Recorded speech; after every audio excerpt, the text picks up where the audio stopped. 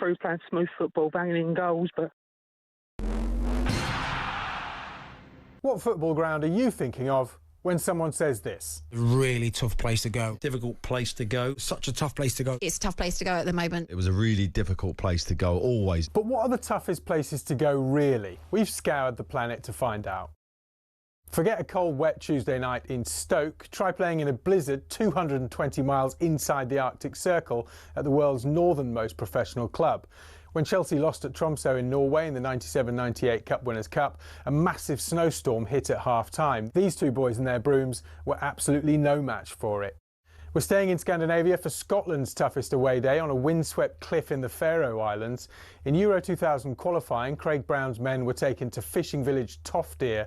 Kevin Gallagher called the pitch a cowfield and the wind like Pitodry on a bad day. The Faroe Islands part-timers equalised in stoppage time, leading to these absolute scenes, and still one of Scotland's most embarrassing results. Daft little ground, silly game.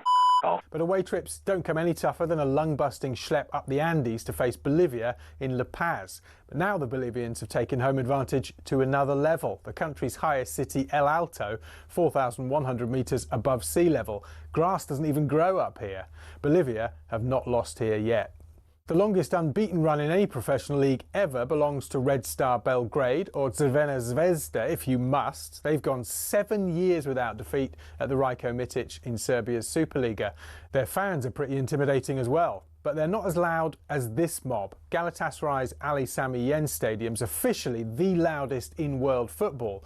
In a derby with Fenerbahce, Galatasaray fans set a Guinness World Record of 131 decibels. That's louder than Motorhead, and pretty tough to carry out your manager's instructions when you can't even hear them. However, our most intimidating away day is in Wales, where cameras can't enter and players can't leave. HMP Prescoed. This prison team was briefly kicked out the Gwent League over concerns about young opposition having to go in there. Now that's a tough place to go. Early June 1939, Germany, always a tough place to go to.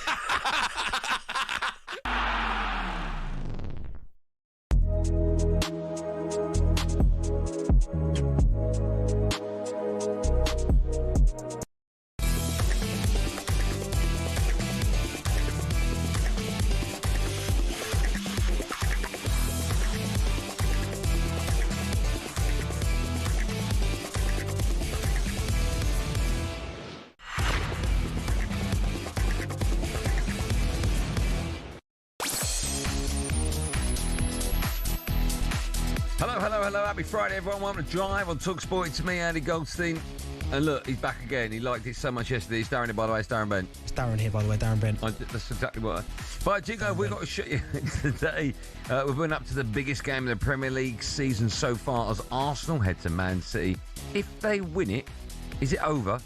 If Man City lose it, is it over? Same question. Nottingham Forest are just 3 games away from the Champions League, but should they be allowed to play in it if they're in the Championship? We'll build up to a big game in the Premier League on talkSPORT tomorrow night. Yeah, Saturday night, Man United head to Chelsea. Which side, though, which side out of the two of them will win the Premier League first? All that ahead of this weekend's Merseyside derby. We're asking whether you actually enjoy Derby Day for your side. Good question. And Bentley brings us his EFL corner, or Ipswich corner as we call it.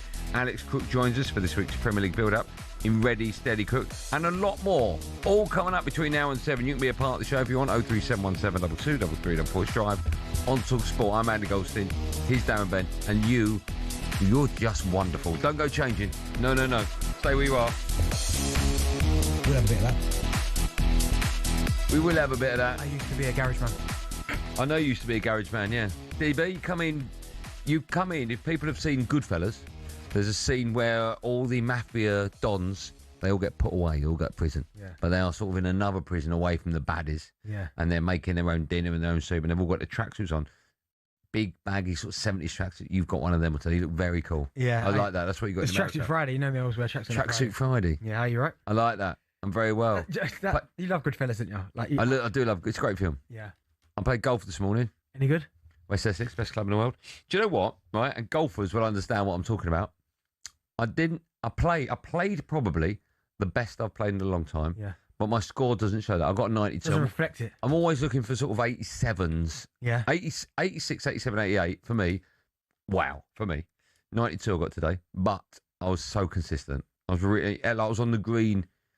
I had a par shot on most greens and 2 putted, so I went bogeys, but not great. But I really enjoyed it today. Really enjoying it. I'm so addicted to it. So the numbers don't reflect how you played? No, it's the best I played for a long time. I was happy with that.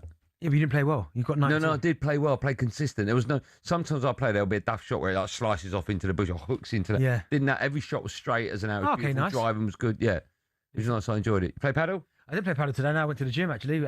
Oh yeah, of course you told me. Chest day. Yeah. Chest and tries. I like the way you've been away from the gym for months and months. First day back is chest day. Yeah, of course, chest and tries. I like that. We'll be back whenever I decide to go back to the gym. But you got a gym at Gaff though, right? Yeah. But you went to a gym. Yeah. But you go to David Lloyd's. Yeah. All right. Just Okay. a little get a little pump on. There? When I go there, there's a time from 9 o'clock onwards. It goes. Everyone goes. Yeah. But you get there on the school run, it's very busy. Yeah, no, today it was quite busy. Usually it's not, but today it was. You had to wait for a couple of machines, but I don't mind doing that. Do you find it weird, right? You know, there's the cables. You know, cables. Cable machine, yeah. So you can stand in the middle if you want, and you put your left hand up in the air, your right hand up in the air, and you get the cables, you put them together. Yeah. Oh Christ! Yeah. You put them together like that, right? But so you're doing a fly when you do it. Okay. Sometimes you'll just take one cable, and you want to do your tries. Yeah. Right. Do you find it weird if you're on that? Someone comes over and goes, "Can I use the other rope?" No. I'm like, Jim etiquette asking the question. No, but I'm like, there's a million machines in No, I there. tell you what, I can't stand. I know this is what I can't stand. Yeah. If Leaving the weights everywhere. No, I don't mind that. Right. If you're waiting for a bit of equipment in the gym, Like what? Give me an example. just say you want to go on the a chest press machine. Yeah, So we- Smith. Smith machine, right? Yeah. Just push it out, right? Or leg press, whatever machine you want to go on, right? Yeah, I know what you're going to say. And you're there waiting, and the person who's on the machine, so they do whatever, and then they just start texting, having a conversation on the phone and that, like chilling out for a good 5 minutes before they do their second set. I know you got a problem with that too. You having a laugh? Well, it's their time. 5 minutes between. It's their time. Get off the phone, do the exercise, get off. The phone thing at the gym is a bit nuts. Yeah. But I'd say I can't stand people. You're doing what I can't stand, where you're on a machine. Yeah. And people go, "You gonna be long?" And I'm like, "I'm going to be as long as it takes for me to finish." I'll do my set. So I'm saying 5 sets of 12. I'll do my 12. Give myself a minute. Go again. So, but I want you to sit there, Not start everyone's- texting, not everyone's start like- phoning, not everyone's start like that. laughing on the phone. No, get off. Why can't you laugh? No, Don't you dare laugh. Are you in the gym to work or take I'm phone in the calls? gym to get. Some people go, it's good for their mental health. Get away. Nice. Lift the weight. Go put it down. to the canteen for that. The gym floor area is for work. Yeah, okay. I'll tell you what I can't stand as well, right? While we're at the gym. And this happens a lot at my gym. You'll go over to a machine. Let's just say, what curl? Is that curl? Yeah, bicep curl. When you put your thing, your Mm-hmm. arms are, and someone will have taken off their zip up and left it over it.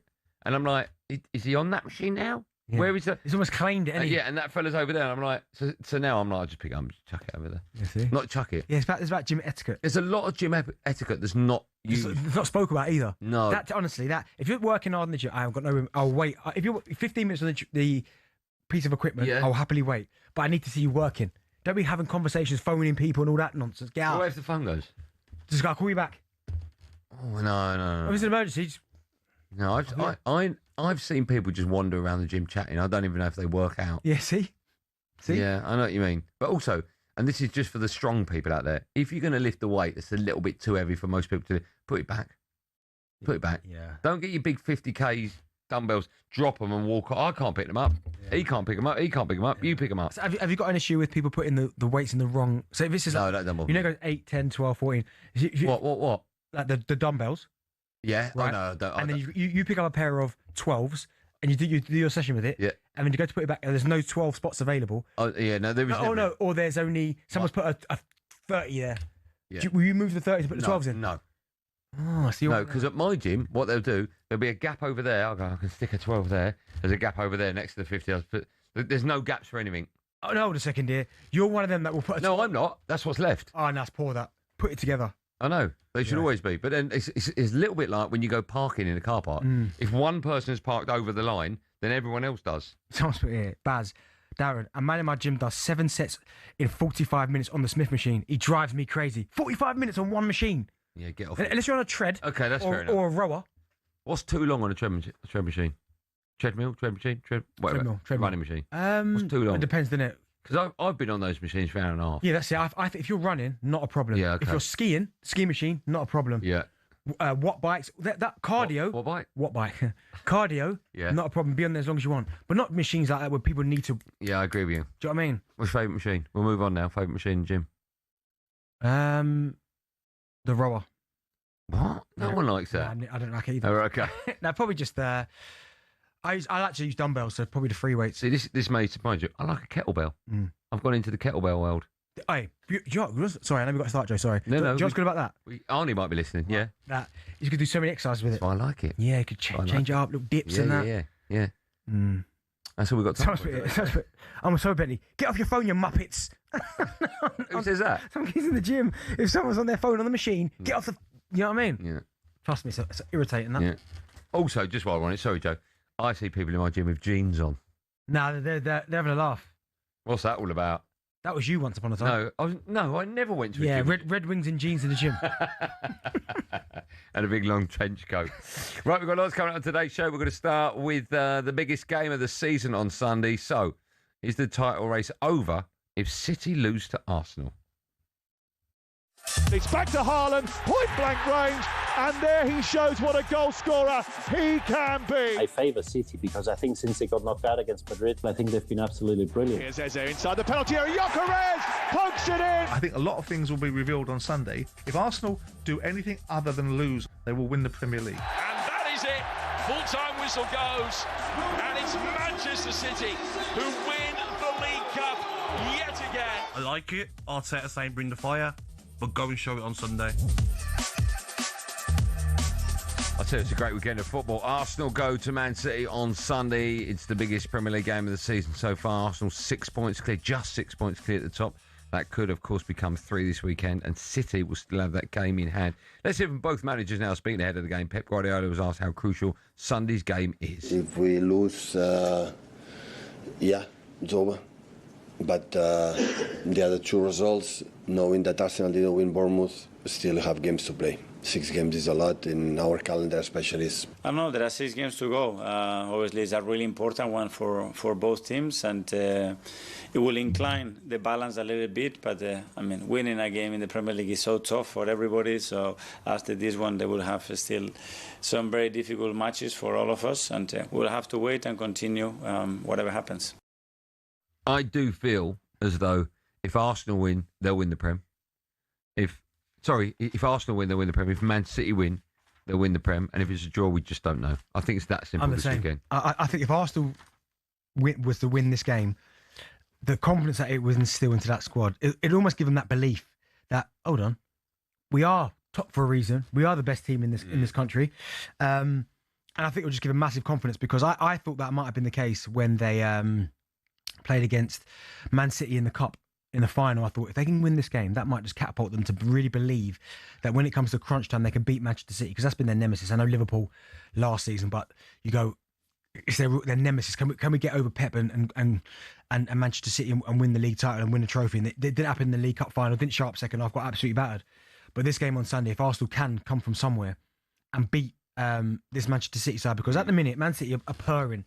What they're doing at the minute is crazy in terms of their fixtures, and Arsenal at the minute are almost limping, getting results. They beat Sporting in the week, well, drew Sporting, but went through on the away goal, winning 1-0, not scoring a goal, not having really an attempt against Sporting. You're going, oh my goodness, who's going to score the goals for us? But I'd like to think that Arsenal players would go, well, we know we've got to be better than that. We've got to be better than Sporting, because if we are, we stand a chance. But if we played like we did against Sporting, it's going to be difficult. So I'd like to think Arsenal players have realised now what's at stake here. This game here is the one that everyone's been looking forward to. It was just what state were the two teams going to be in. One team looks like they're purring, the other team looks like they're I wouldn't say faltering, but they're just like... The cracks are starting to show. Yeah, a little bit. Do you feel as football fans, how we feel going into a game is exactly how the players feel? Like, I look at Man City, you used a great word there, they're purring now. Yeah. And Arsenal stuttering. Do you think the players feel that? Do you think the Man City players will feel top of the world at the moment, and the Arsenal players, when they turn up, will feel a little bit like, I could do without this one today? I don't think, as a player, you never really feel like, I really can't bother this one today because of a game of this magnitude. But of course, the players, they're intelligent. They'll be saying to themselves, certainly Arsenal players will be thinking, well, lads, we need to be better than we've been. Like, we need to be so much better than we've been. The Sporting Lisbon, yeah, we're through, and it's a massive positive and the siege mentality. But we know full well we weren't good enough against Bournemouth, weren't good enough against Sporting, although we got the result, weren't good in the final against Manchester City. We have to be better than we're showing. And even in games where they have won, I mean, you look at Arsenal's last 5, got beat by City, beat by Southampton, beat Sporting 1-0, lost to Bournemouth, drew 0-0 with Sporting. You have to be better than that. Have to be better than that. Do you think, we'll take calls on it, you're an Arsenal fan. Yeah. If you lose Have you lost it?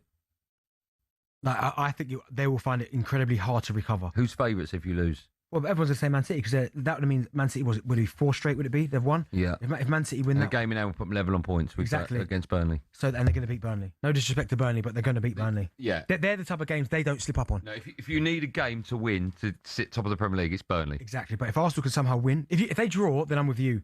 Anything can still happen. But Arsenal win. If Arsenal win, then oh my goodness, done. Yeah, I think that will give them the kind of the platform to go, lads, come on, what were we worried about? Yeah. Let's go again. City win. Oh my god, I'm panicking. Is it done? No, I'm not saying it's done, but I'd say I would. I don't know how the Arsenal players will recover from that. Okay. Man City and Arsenal fans, you can have your say. If Arsenal lose, I think they'll lose the title. And I think I can't see Arsenal winning this game in a million years. Oh, come on. I really can't. I don't think you've got those players. Who's going to score goals for you? Well, someone's going to have to. Yeah, but who does? Gyökeres could score. He's not prolific. Madueke needs to. Trust us. So, I mean, Martinelli... Unless you're playing Hull or who's it? Wigan. Unless you're playing Wigan. Martinelli's got a lovely goal against Man City earlier on in the season. He's going to have to do something. Eze can do something. What will the score be? Oh, I don't know yet. Ask me at the end of the show. Might I ask you now? No, end of the show. Why? I think about okay. I think it'll be convincing. 2-3-0 City. What? I think if City win, it's done. I think if Arsenal win, it's done. Draw, we don't know. What do you think, Arsenal fans? Are you a little bit panicky about this one? 03717 223344. By the way, it's Friday, and I'll be honest with you, Friday's a bit quiet on the phones. Right? It just is around the world. Unless it's Bex. Unless it's Bex, yeah. So if you're one of those football fans, I'd love to speak to Benny. I'd love to get on talkSPORT. I never. Today you can. Today's the day you pick the phone up. You'll be next. 03717 223344. Dial that. You can have your say live on Drive on talkSPORT after this.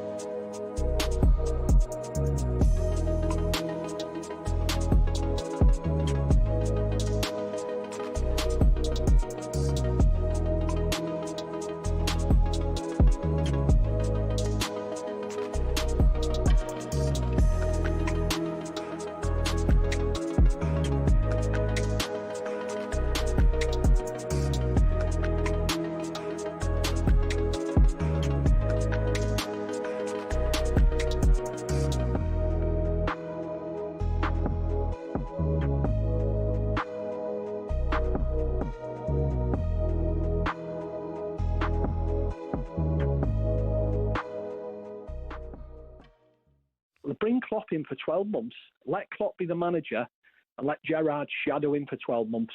Let him learn from him. What are you on about? And then let Gerrard bring in his own team, because every Liverpool fan in the country, and I know they're listening to this now, would love Gerrard and Carragher on that touchline at some point. Bobby, what are you on about? You don't think it's happening?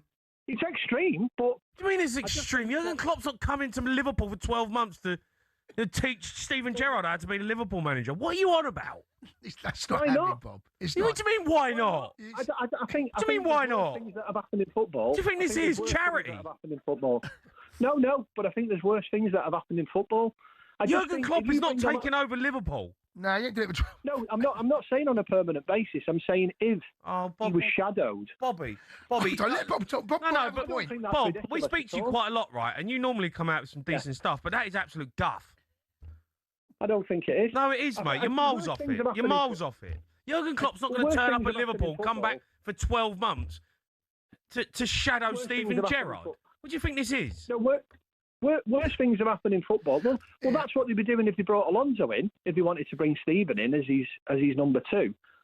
I just think the club have got to be bold. You know, they've been bold in the transfer market. Why not be bold with future decisions going forward? Well, you know, it would get the fans on side and all of that. I mean, if Bob's coming up with his own version of what my hopes happens, right? There's nothing wrong.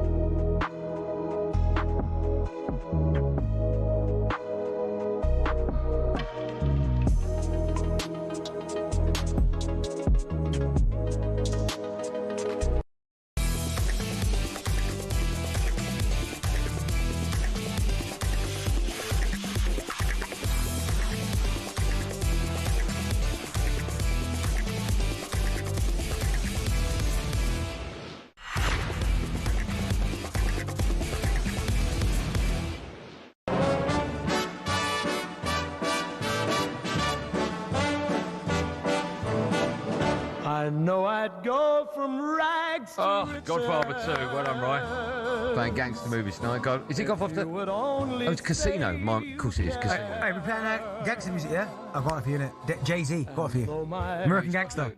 Oh, okay, yeah. You loved that movie, didn't you? Yeah, oh, Denzel, unbelievable. Are they making, Man on Fire? Yeah. Are they making it in a series? Yes, they are. Seen that? They are, yeah. Oh, by the way, Ronaldinho come out on Netflix yesterday. Any good? I ain't watched it I haven't watched it yet. I was watching something else. I thought I'd take it for the weekend. Why haven't you watched it yet? I don't know, because I was busy last night. What were you doing? Watching, what was I watching last night? Football. Yes, there you go. I got a message from our good friend Dion Dublin, legend. Oh, yeah. Hold on. Things it's nothing to do with the kitchen, is it? That's things that you can't stand at the gym. Okay, yeah. Not cleaning the machine after you use it. That's one. Yeah, I don't do that. See, honestly, you're disgusting. Yeah, but I'm not dripping with sweat when I get off it. You are sweating. No, I'm not. Noisy grunters while you're working. I agree with that. Smashing the plates down while you're using the cable machine. Agree with that. But then he put at the end, like laughing faces, a lot of them. What does Goldie do in the gym? More laughing faces. What does he mean nasty? I look. Yeah. I work out. I'd like to see you in the gym. I work out quite. Wait, there was a time I was benching more than these boys. Remember that? No chance. Yeah, there was. Yeah. With dumbbells. I don't remember that. Yep, thank you, right. Lies. I sent videos in. I was doing 40 kg on each one. I sent video. There's no one on the planet you could do 40 kg. I was doing 36s on each one. They've seen it. Right, dumbbells in each hand. 36 in each. You could do that now? No, I said there was a time. I haven't trained for ages, but there was a time. I don't know about that. Right, I'll show it to you later. Yeah, find me the video. Will you apologise when you see that? If I see it. Of course I will. You know, you will, I'm a man of my word. I don't know if that's true. Just quickly, talkSPORT Drive need your help. You have until, just 5 p.m. today. It's 38 minutes. 38. Yeah, it is. 38 minutes. This takes 2 seconds, and this could be the winning vote. Vote for us as Best Radio Talk Show at the Television Radio Industry Awards. Help me and Bentley beat White and Jordan. That's it. And beat The Breakfast Show. Just head to trick.org.uk. trick.org.uk. Select talkSPORT Drive as the Best Radio Talk Show, but do it before 5 p.m. It takes 30 seconds. It takes 30 seconds. Please do that. That'd be nice. Right, we're taking your calls. Big game over the weekend. If City lose, is that it? If Arsenal lose, is that it? Whoever loses, is that it? Ollie joins us now. Hello, Ollie. Hi, boys. How are we doing? Well, good, man. How are you today? Yeah, very well, thank you. Love the show, boys, by the way. Hey, do you go to the gym? Do you go to the gym? Yeah, I do. What's your pet hate? In the gym. Yeah, I've got to agree with Benny on this one. I think people sat just on their phones, man. Just like, get out of the way. See? So Ollie knows, man. Yeah, I'm it's guilty so of that. Frustrating, like. But yeah. Okay, all right. What are you an Arsenal fan? It doesn't say on my screen. Yeah, Okay. I'm an Arsenal fan, yeah. Go on, what are you thinking? Yeah, I'm just saying to your producer there, I think if Arsenal go and win this game on Sunday, which I can't see it happening, to be fair, but I think if we do, I think the title's ours. Okay. What if you lose it? I think City will catch us. I really do. I think they just look so good at the minute, don't they? I mean, going forward, and this is where at the minute, they're so dominant because you look at them in the final third, they move the ball so quick, you know, and invariably there's a goal at the end of that phase of play. So I think Benty summed it up absolutely perfectly. I think he was doing a commentary on the Lisbon game on Wednesday. It just Arsenal just look clunky. Like, no, they just don't look quick enough. They don't look like they're going to score at the minute. So. Okay, all right. What's the best line? Clunky. It's a great word. What are you laughing at there? Someone's put, where is he saying? It's going to be at Mike Spencer's. Nah, so Dion goes up the Stairmaster to the bedroom. That's very good. That's Connor. Who's that? Connor. Great work, Connor. Stephen's up next, Arsenal fan. Hi, Stephen. Hello, can you hear me? Loud and clear. How are you? I'm just in the bloody co-op now. You took too long. What's up, Mark? We took too long. So what's wrong with being in the bloody co-op? Well, it's quite expensive in the petrol station, isn't it? Okay. You have to be on your phone in the petrol station? I don't think you are. He's not. He's in the co-op. He's in the bloody co-op. What a player. Thank you for not signing for Arsenal. I wish you did, because Tottenham was a travesty when you went there. I know. Andy Goldstein, great, just great. I thought you were going to say hair, but I'll take great. That's fine. I was thinking of something, but I couldn't think of anything, so I just said great three times. Great is great. What would you like to say, Steve? First thing is, a year ago, if you look at the table right now and look at where Arsenal are, what would be any complaints right now, looking at it right now? There'd be none. Right. So, but the way we're playing football right now obviously is good enough. But if you look a year ago, top of the Champions League, semi-finals against Atletico, which is definitely winnable. We just got to go to the dark arts like they do. Top of the Premier League, 6 points clear. I know they got a game in hand. It's just a football at the moment. You struggle to see how we're going to do it. But like a year ago, would you take it right now? You would. What would the score be? 0-0. Sure, I think that's the thing. Yeah, and he's hoping for 0-0. I'm looking at the game and I'm hoping, like with anything, do you know what I mean, that Arsenal win. But obviously I watch them every single week, but watching them how they've been recently and doing the game against Sporting, I'm finding it difficult to give you an answer as to how they're going to do it. Like, in my head, I'm thinking, well, might nick a set play. They ain't scored a set play for I don't know how long. Do you know what I mean? So it's. And I also think people are a little bit wiser now. Yeah, because, do you know what I mean? But the delivery hasn't been as good as it can be as well. So also, I expect City to score, so you've got to score 2 to win that game. And there's no reason. Listen, there's no reason why Arsenal can't, because they're more than capable of scoring goals. And regardless who steps up, Eze could step up, Madueke, whoever it is, they've got players that can score goals. Madueke. But at the minute, it's He's just your second go-to, is he? No, but he was just someone who he probably will play. That's the thing, because the sack is out. Do you think you've overspent on Madueke? Time will tell, I guess. No, but what this time now? The jury's still out. Okay, that's fair. Yeah. Still to come and ask who's going to win the league first out of Chelsea and Manchester United. But first, it's time for no Googling. We want to know which 2 players scored for Arsenal the last time they won at the Etihad. Oh, it's a great question. Which 2 players scored for Arsenal the last time they won at the Etihad? Okay. Long time ago, D. Can I say it? Van Persie? No. Long, long time ago, as Madonna used to say. That and loads more coming up live and drive on talkSPORT when we come back. Big Friday, everyone. Big Friday.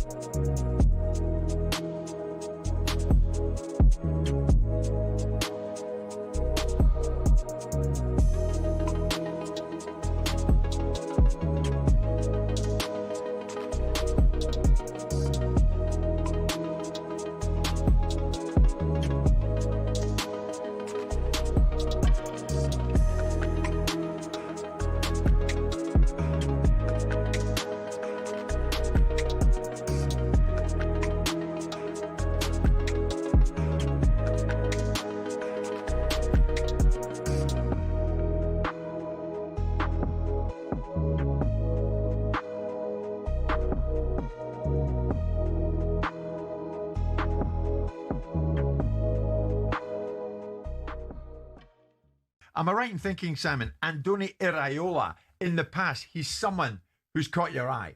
Down at Bournemouth, you've been impressed. Can't not do, can you?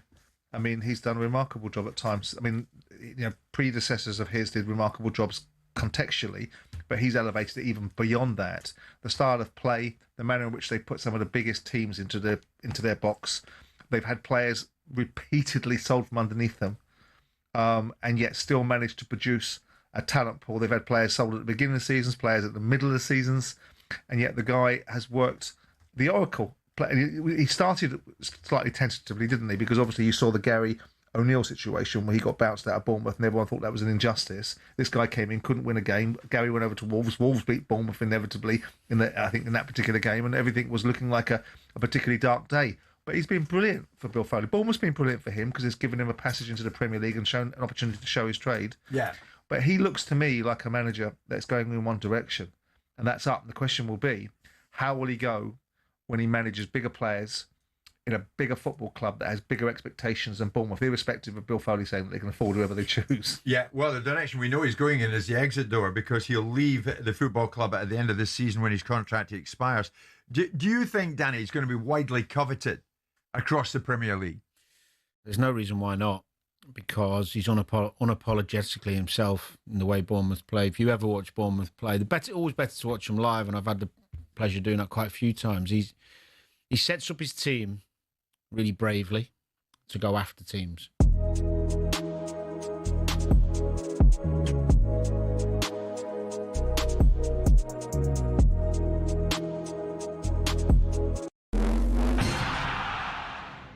talkSPORT understands Bukayo Saka will not feature in Arsenal's huge title showdown with City at the Etihad on Sunday. So without their star boy, can we expect a Premier League thriller? Watching Arsenal's not entertaining, with respect. So I think it's up to Manchester City to provide the entertainment, because I agree with Gabby. I think we're going to see quite an attritional game plan from Mikel Arteta. I'm struggling to see anything other than a Manchester City win. Our chief football correspondent Alex Crook there, of course. Meanwhile, Mikel Arteta's been cagey or savvy in responding to questions from talkSPORT's The Moose, Ian Abrahams. Who's under more pressure on Sunday? You, because you're out in front, you've been out in front for a long time, or City because they're trying to catch you? Who is more privileged to be in this position? I think that's the question. OK, who's more privileged to be in this position? I don't know. I feel very privileged. Arne Slot spoken for the first time since an Achilles rupture ended Hugo Ekitike's promising first season and his World Cup hopes. Devastating for him, coming to a new club, having so much impact straight away, playing against your former club in the quarterfinals of the Champions League. With so much more to come for him in the summer. Liverpool take on Everton in the first Merseyside derby at the Hill Dickinson on Sunday.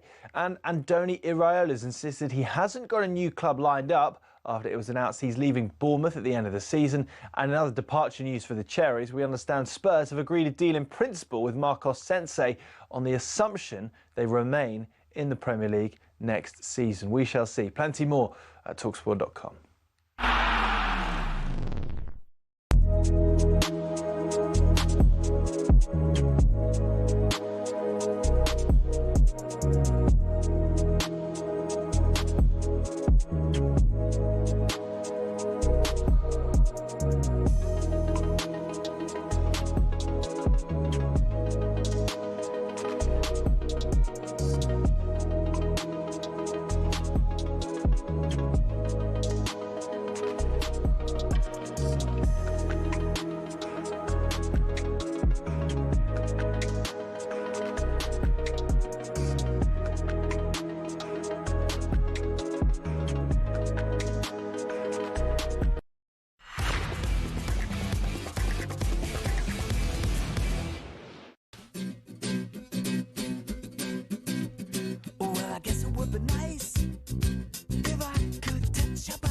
If you listen to talkSPORT a lot, you know we only play that music when someone's in the studio.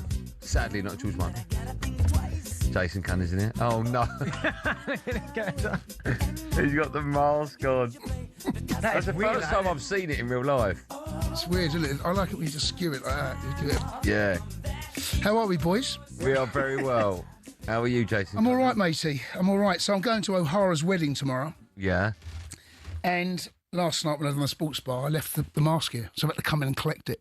So you are taking it to the wedding? I'm taking it to the wedding. I heard you boys the other day talking about I'm not going to wear it in the church. You can't wear it in the church. You should wear it. No, you can't, man. Not in the Where church. are you going to wear it in pictures? I'm going to wear it in pictures. That's so good. Yeah, man. yeah. Because it might be a day where you might have to wear it if Spurs lose against Brighton, right? Oh, that's why I'm taking it. Are you going to do as anyone seen? Every chance. on the mic. Every chance. Because people will be be desperate. At full time, if Spurs get beat, that'll be people go and do it. I'll have to write that up. As anyone seen? That's funny. That. Yeah. What are you, a best man or groomsman? You're groomsman. What is that job? What is that role? I asked O'Hara what my job is, and he said, "Well, I don't know. You're just, if I want a drink, go and get me a drink." I'm like, what? So I'm not a servant. Hold on. So I had ushers. Yeah. What's the difference between groomsman and you actually had usher. Yeah, what's the difference? I don't know. I think it's the same thing. I don't know. You just got to help out the best man. It's like best man's in charge, and then if he needs, Jay, I need those glasses. Can you yeah, I'll be up. Who's his best man? No idea. Is it? We heard it was Wellard. Is he going, Gaffney? Is Gaffney going?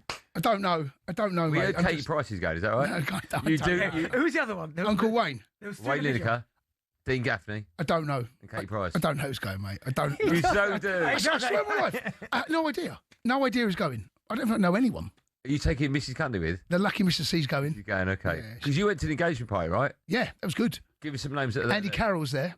Was he? Oh, yeah, you told me you fell in love with him. Mate, what a lovely, good-looking boy he is. Yeah. Nice, you didn't stop talking about that. No, yeah, I fell in love with him. Who else was there? So Solid Crew. Oh, yeah, okay, RV. I think they're there tomorrow. I heard the Fowlers are going. Is that right? Paulie and Arthur. So Solid Crew are decent, that. Might just coach just for that. That's 21 seconds to go, isn't it? Yes. Yeah. Yeah. Yeah, not the podcast 21 minutes ago. Oh, now you're part of that. Not that. Now, You're part of that. By the way, I've had to pull Benty, right? Benty. Good. No, seriously, have some respect for the podcast, matey. Hey, do you know what? No, Okay, Benty, no. I've got to say, let me say one thing, right? You, if it was just your podcast, I'd give it all the respect it deserves, right? Because he's attached to it. He's 50% of it.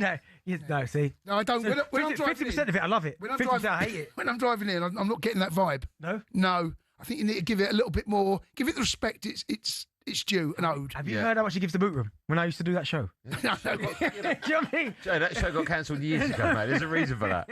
How is 21 minutes ago? The Free to the Island podcast comes out every Monday, Thursday. It's going well, matey. Yeah, you do a grand job of editing it. Thank you. Superb work. Well done, you. Oh my! Pat yourself on the back, yeah. No, it's just 25,000 a week. Yeah. 25,000 a week. What? It's actually more than that now. That's not. Outspoken's the one. No, it's not. We are head and shoulders over Outspoken. No, it's not. Tell you we are. Squabbling. Where's yours coming out? The locker room. Yeah, it's coming. It's coming. You got a big game this weekend. Tomorrow night, your team's playing mine. We're going to talk about that from 5 o'clock. So here's the dilemma. Oh yeah, 5:30. Spurs take on Brighton. I'm at a wedding. Let me tell you now, I'm taking a massive charger, my phone, headphones. I'm hiding. Going to go and watch that game. Are you actually going to go off and watch it? Yeah, I've got to, mate. Has he not got a screen there? He should have, shouldn't he? Where is the venue? I don't know. It's in Kent. It's in the cab drive. It's going to be someone like the Hippodrome, isn't it? No, it's in Kent. It's in No, because I just wondered if you could get back to do the comms. Fellas. If you get nip back to do the comms and then go back to the wedding. No, 8 o'clock kickoff. No, hold on. This is the worst thing. When was the last time you missed a Chelsea home game? Over 15 years ago, mate. See, I have not missed a Chelsea Premier League game commentary for well over 15 years, maybe closer to 20. And the only one I'm missing is tomorrow. And what a game that is. Were you ever in two minds to not go to the wedding because of that? Keep his face. How close were you to? Was it originally a no and it turned into a yes? No, just because when I was invited to the wedding. Actually, hold on. I've just been told we've actually got the moment on air where you said, "There's no way I'm going, not in a million years." Do you remember that? Yeah, let's have a listen. Play that. There's no way I'm going, not in a million years. I'm definitely going to Man United, Chelsea, Man United. See, do you remember saying that? No, I don't. Yeah. That was originally when it first came out. Yeah, I don't remember that. Yeah. Do you remember once you were really rude to Bentley? Do you remember that? I don't remember. Yeah, play it, Roy. Yeah, be careful. What comes out your mouth now, Jace. Bentley's an absolute tool. Do you remember that? No. Yeah, we've got loads. Ryan's good on the buttons. Don't find any more. Do you remember that time you wanted to quit talkSPORT to go and work for Magic FM? Do you remember that? Play that. Mate, do you know what? I'd love to quit talkSPORT and go and play and work for Magic FM. When did I say that? Yeah, he said that ages ago, yeah. Okay, no more. No more. What's going to happen the weekend? So you're not going to the game? I'm not going to the game. Who's got more chance of scoring on Saturday night? Man United. What? Yeah. You know what I'm talking Our about. home form is terrible. All of your form's terrible. Terrible, mate. We've fallen off a cliff. We're in a bit of a tailspin. What do you make of LinkedIn Liam? Don't know yet, mate. I don't know. It's all about results. Football will never change. I don't care what you say, how you say it. Give me the results, and no one will care. It's all about results. Do you think it'll be there next season, Liam? Depends if we don't finish. I've done the maths. We could finish bottom half the table. What? Oh, Don't be silly. Nah, have a look at it. It's so tight. I know, but there's a lot of traffic. 9th. Mate, honestly, it's not. It's so tight in there. You've got teams behind us that if Brighton win against Spurs and you beat us, they go above us. Would you take losing the rest of your... Would you take 9th if Spurs went down? No, I couldn't care less about that. Just, I want Chelsea to stay up. Do you not care at all? No. I heard this. I heard your show the other day. No, you're a disgrace, Goldstein. Thank you very much. No, you're a disgrace. I don't think it was. We've got you saying I wasn't a disgrace. Do you remember that? Have a listen to this. Goldstein definitely wasn't a disgrace. See? Do you remember that? I don't remember saying that. Honestly. Yeah, but I asked Bentley the same question. No. Ben, to be fair, though, you did backtrack. Thank you. No, I didn't backtrack. But my point is, I care about Arsenal. He Man United 9th. Benty, he did have you in the corner, I have to say. Yeah, no, but... And you couldn't squirm out of it. I'm focused on Arsenal. I don't care what happened to them. I was then. No, I said to you, would you rather have 2nd and Spurs win the league or 6th and Spurs don't? And you said 6th. I said 2nd. You'd rather you Spurs didn't. win the You league? changed your tune. Thank you. I said 2nd. I bet you did. I find that clip. I said 2nd straight away. No, you didn't. You changed your tune. I was listening. No, you weren't. Okay, answer it now. Spurs 2nd. Spurs win the league? 2nd. Or they don't? 2nd. What, and Spurs win it? We finished 2nd. Champions League. Benty, you definitely didn't say that. You definitely. I'm saying it now. And about 3 minutes later, you changed it, and he was like a dog with a bone. Yeah, I've got him. We ain't moving. There's some big games the weekend, right? It is, yeah. So what will happen? We'll quickly move on from yours. What will happen with yours? We've got to win. Simple as that. We have to win. A draw, booze. Defeat, booze. Yeah. I don't know how good you are. I'm not sure about you lot. No, nor am I. I'm a little bit. Yeah. Are you? Yeah, I agree with that. What will the score be? 2-2. It's quite funny because at one point you thought they'd overtake City and get second. 2-2. Yeah, I did. Yeah, but no one. Well, I was going to say no one could have seen what City were doing. I've been saying for a long time I think City will win the Prem, and I still do. Oh, I've been saying Arsenal, mate. The whole. I know you have. season. You said to me, you made peace. Your words. I made peace. Made peace back in September with it. What do you think Sunday? Well, I hope City win. Why? What do you mean why? Why? What do you mean why? I do not want. I'd love it. This would be the greatest season ever if Arsenal finish second and don't win the Champions League. It'd be so good, Benty. They're in both. Well, then that's be terrible. Yeah. It'd be terrible. Just give me one of them, please. For O'Hara, right? For how fun it would be for the show. Do you want Spurs to go down? No. Why not? Because I'd miss 6 points, but also I miss those games. No, but I'd miss the games. My dad says that 6 points. 6 points you want. I need them. Yeah. But we got Spurs in a couple of weeks, and those games, Chelsea, Spurs, Chelsea. There is an atmosphere at those games that, like no other, it crackles. Do you know what's mad, Jace? I've said to people before when we spoke about derbies and games, and when me being at Tottenham, and they said, what was a North London derby like? And I've always said to people, listen, the North London derby was good, but the atmosphere when you played Chelsea was better. It was always more of a... Oh, it's hatred. Yeah. It borders on the vitriol between those two sets of fans.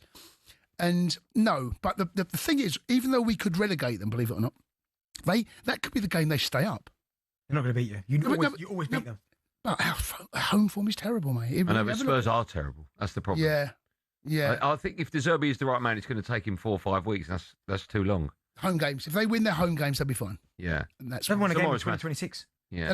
They've won 2 games since the 26th of October. Jeez. 2 games in the league. Tomorrow's massive. It is huge, mate. Tomorrow's absolutely massive. Do you think they'll win that? I just think they'll stay up. I've been saying, I just think they'll stay up. I do. City win the league, Spurs go down is what I've been saying for a long time. If you get on that, I'll take that. I'll take it. If that's the deal, I'll take it. I'm sure you will. I just don't want Arsenal. I care more about Arsenal not winning the title. Yeah. Who's Spurs about going down? That's the comedy angle. Why? That's because that is funnier, mate. That is. It's not. It is. What, going into Championship? No, do you know what? That Spurs thing will be funny for about 2 weeks. Arsenal not winning the title will be funny for another 9-10 months. Years. No, it won't. I don't agree with that. It will. If Spurs get beat by Lincoln next season, that's not funny. The Arteta mask will come out, mate. Don't worry about that. Oh, you have it tattooed on your face, I think, if that happens. I'm putting a complaint in. I'm putting a complaint about You're careful. Your socials might suffer. Before I let you go, Jay, there is a question on my screen. It wasn't meant for you. It was meant for Benty. If you weren't coming in, we would have had a whole section on... I don't know where this is. No, on Europa League football, right? Yeah. And the question is, were you ever allowed to go out and celebrate after an away game in Europe? Right? And I asked Benty this question in our meeting. He was like, well, sometimes. When you went away with any club... Never went to Europe, though. Did you not play in Europe? No, I didn't play in Europe. Okay. Did you have nights out after games when you were playing like in the North East or anything like that? Yeah. And you want to talk about? No. Probably not. Have we got to go to break? Did you? Yeah. So you'd have a game at like Newcastle, Sunderland, or whatever? We would have nights out in place, yeah. I don't get what's wrong with that. No, well, it's a bit strange, right? If you're a football fan, you go to the pub and you've just seen 5 or 6 players that you're watching on... I mean, if you go to a pub, then you're asking for trouble. What you do is go to a club or go somewhere different. You don't go to a pub. What sort of club? The Dog and Duck. Snooker club. Not those types. You'd happily do that. You'd go out and... I mean, it depends. Sometimes yes, sometimes no. I mean... If your team ever got smashed in a derby... I knew it was coming. I was waiting for this. Like, let's just say you got 5-1 against Newcastle. Did you go out and celebrate that night? I don't think you can celebrate, can you? Exactly. I didn't celebrate. But you went out. Did you go out, Bentley? Yeah, but my friend's birthday. So I couldn't not go out, could I? Yeah. Don't know. Who's your friend? Peter? Stringfella? No, it was not. I was in Newcastle. Jay, listen, thanks for coming in. Cheers, boys. Have a great weekend. So, if the truth be known, Jay was just popping in to get the mask. I said, come in. So he's done 15 minutes break. Yeah. You can put this through, by the way. You've worked. I don't care. You can show fee, that is. Enjoy the wedding. Give him our love. Have you bought him a present? I've asked him that. There's no list. What do you mean? You just buy. There's no wedding list. You don't need a list. You just buy him. Weddings, you know. I didn't want a toaster. I'm going to buy him. Wait, what about a talkSPORT hat? Has he got one of them? Dinner plates. I'll buy him an Ange mask. He'd love that. He'd love that. When are you back with him? Is he off for a bit of honeymoon? Monday. No, Monday. He's not going on honeymoon? He's not. No, I don't. No, he's not. He might go away a little bit later, but... All right, okay. Don't worry, Jason. I'll start listening to 21 Minutes to Go and give it the respect he deserves. Oh. Well, how good is next Monday's? Brilliant, mate. Yeah, after everything you just said about Arsenal, I'm going to give it all the respect it deserves. Yeah, maybe it was a wise move. Jay, have a nice weekend. Enjoy the wedding. Cheers, boys. Have a great weekend. Yeah, we're gonna Up the city. We're gonna have a quick break, more from me and my weekday husband Darren Bent right after this.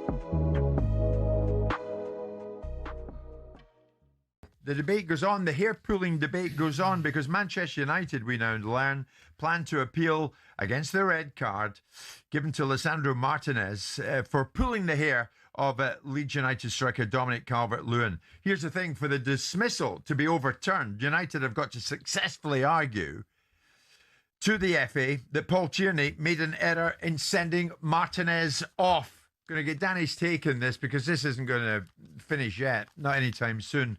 Michael Carrick said this about the sending off and the incident. Shocking decision to send Leach off. It's 2 games in a row we've had decisions like that go against us, but that one I have to say was one of the worst I've seen.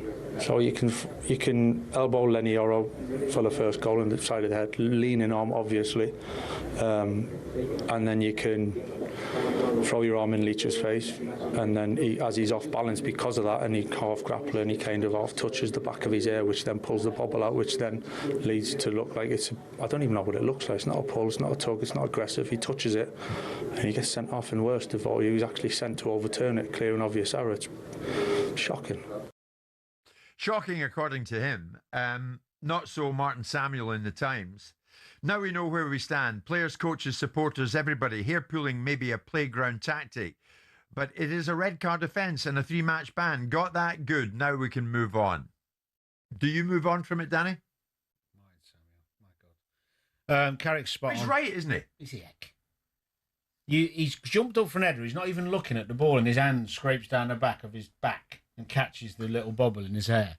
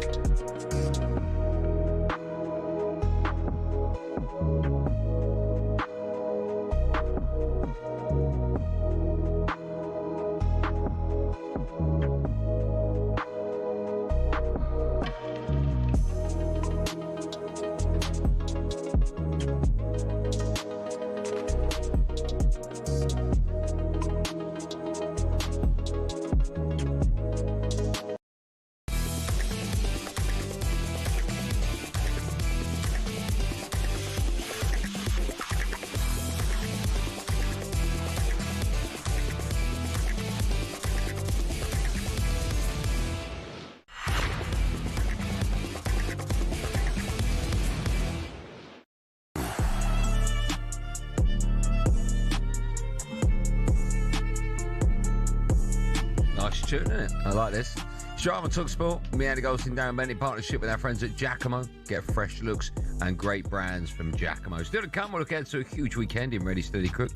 Just quickly, Arsenal reportedly lead Bayern Munich in the race to sign Anthony Gordon from Newcastle this summer. And Chelsea defender Levi Colwill is expected to follow Moises Caicedo in signing a new deal at the club. They've missed him, Chelsea. Levi Colwill is a good player, really good player. Both of them are. Right, time now for this. Paddy Power on talkSPORT. With Paddy's Super Sub, your new bet rolls over to the new player coming on. T's and C's and exclusions apply. 18 plus, begambleaware.org. Yes, time now for today's bet builder, the friends of Paddy Power. Let's welcome Ben Steele to the show. Steely. Oh, you there? Yeah, I'm here. Oh, how are you, my friend? You well? Yeah, I'm very good. Yourself? Good. We are all very Good, well. mate, Thanks we're for good. coming on. We're looking forward to Sunday afternoon in the Premier League. It's the game of the weekend. Man City hosts Arsenal at the Etihad. Can you remind everyone how the bet builder works and the charity that will benefit when we get this right? Yeah, there was only really one game we could pick here, wasn't there? But yeah, the bet builder is 5 selections, one each from each of us, one from your producer Joe, and a final one, which is the most popular pick amongst some Paddy's punters. We'll combine that into a bet builder on the game, and if we're lucky enough to have found a winner, that'll go to the Attitude Foundation, who do a lot of great work helping the LGBTQ community. Joe, I apologise for interrupting you there, Ben. I'm a bit torn in this one because realistically, I don't really want this to come in because of your pick. I went first. When the WhatsApp went out, I picked the phone up and replied within about 4 seconds. So it's a 5-bet bet builder. These are our picks. I went first. I've gone for Man City to win. Yeah, I'll put cards on the table here. I also don't want it to win.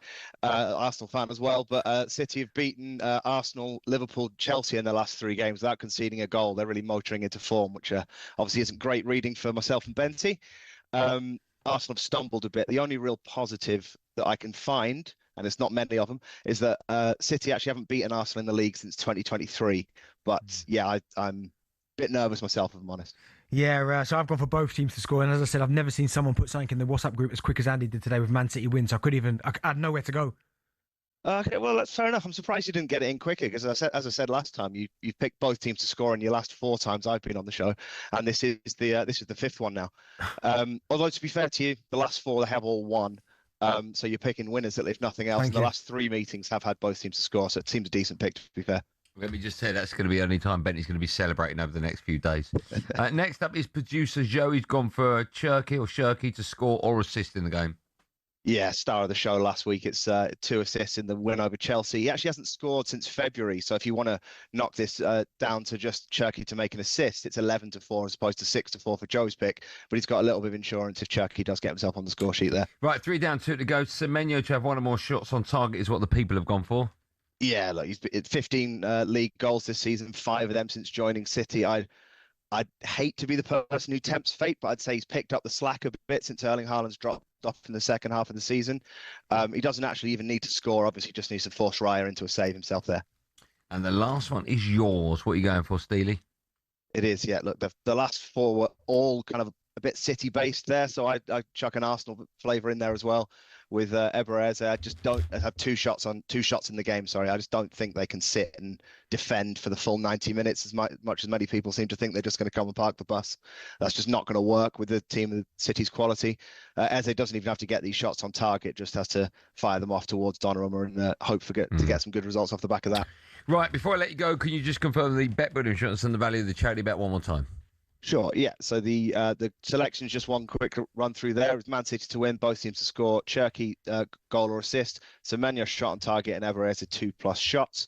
That comes in at just over 10-1, meaning that a winning bet would be donating £114 to the Attitude Foundation. One final thing to add there is just if the listeners do want to join us there, Paddy Power have got a free bet builder on the Man City Arsenal game. Minimum odds of evens, max free bet stake varies, and minimum of 3 legs to qualify. There are further T's and C's, but if you want to find out more on that, you visit paddypower.com. Wow, that's a big old speech. Well done. Thanks for coming on. Cheers, Ben. Have a nice weekend. We'll speak to you next week's show. All right, it's all on Arsenal if I have a nice weekend or not, to be honest. Okay. Well, you'll have a bad weekend then. We'll speak to you next week. Thanks, pal. See you later. There you go. That's Paddy Power's bet builder for today. Minimum 125 leg 18 plus begambleaware.org. Paddy Power on talkSPORT. With Paddy's Super Sub, your new bet rolls over to the new player coming on. T's and C's and exclusions apply. 18 plus begambleaware.org. Oh, did you used to go to a private PT gym in Bank? Yeah. Years ago. Damn, I was hoping it was wrong. Why? Someone said my mate Danny's put Yeah, that was when I did the men's fitness magazine thing. But mate, I'm going to have to back Goldstein up here. He used to go to a private PT gym and bank, and he used to graft, to be fair. See, that's what I'm saying. How long ago? Yeah, this was a long time ago, this. There's a side to me that people don't know, and it's people like you who bully me on air, and I'm not happy with it. Who bullies you on air? You're bullying me. I bet you don't do that, lift that. And Dublin, Dion Dublin's the same. Yeah, Danny said that. Danny, my mate, who's Yeah, well done, Danny. Thank you for that. Yeah. I bet Dion Dublin don't apologise. Yeah. Mate, he's shocked. I should have read that out. No, well done. I was hoping you were going to say, no, I've never been there. Yeah. So, you're learning about me. When we come back, we'll learn more about you. Nice link. Oh, Chelsea against Man United. I bet you said that one in the World Cup. No, he's in the centre of it. Who? Walcott? Yeah, you know that's on the telly and people can hear you. Yeah. When we come back, we'll talk about a game that's live on talkSPORT tomorrow night. Chelsea against Manchester United. Lots to talk about in that one, but one question we're going to ask you. Out of the two sides, Chelsea and Man United, who's most likely to win the Premier League next out of the two of them? Chelsea or Manchester United? 03717 223344. It's Friday, my switchboard is clear, meaning if you dial now, you'll be next. 03717 223344. Out of Chelsea United, who's most likely to win the Premier League next?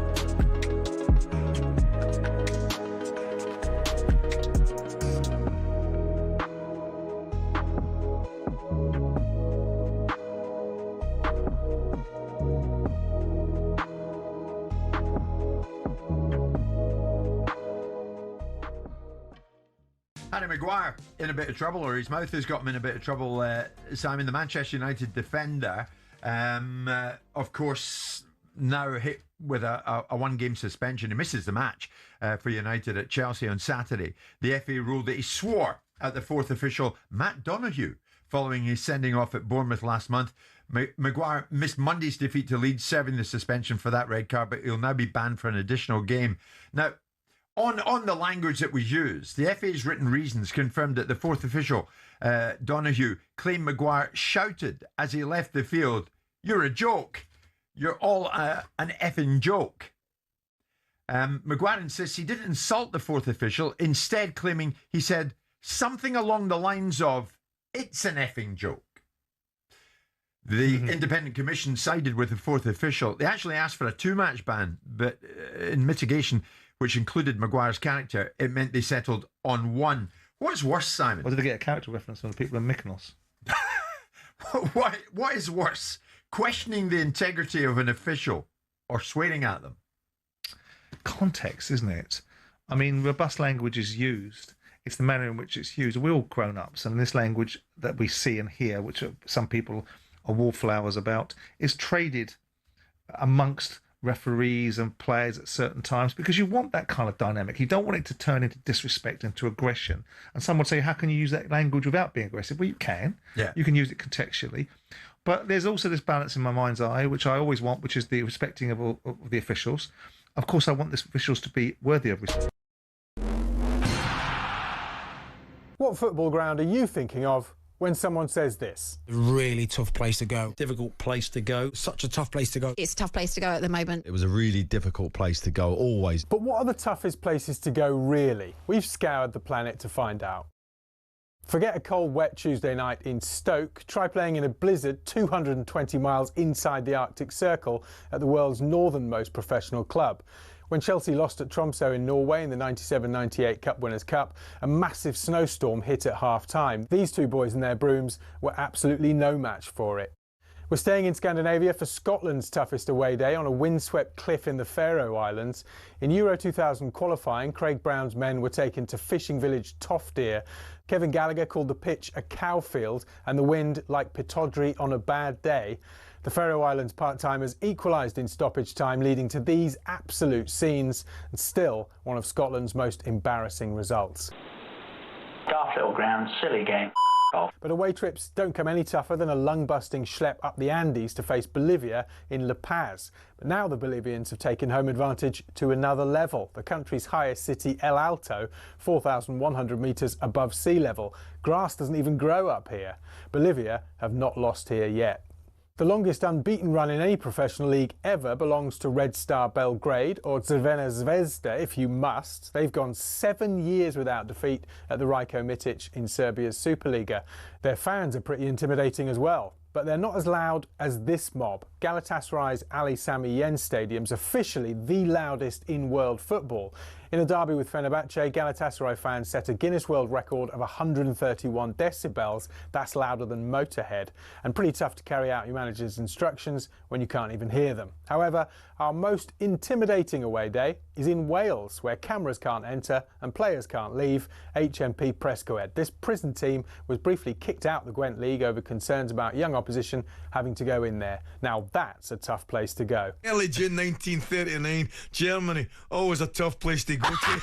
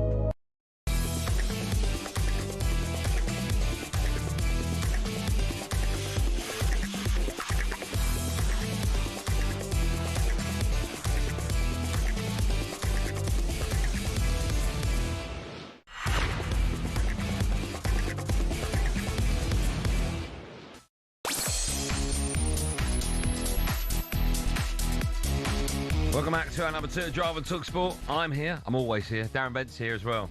I'm telling you now, Einstein had big guns. He did. Massive guns. I think that's from 21 minutes to go. The brand new podcast available Monday and Thursday. Yeah, don't bother. Right, if it's not. What? It is available Monday, Thursday. So rude you are, Darren. Well, it's good. Still to come, we'll be asking whether anybody actually enjoys Derby Day. But now, who's winning the league first?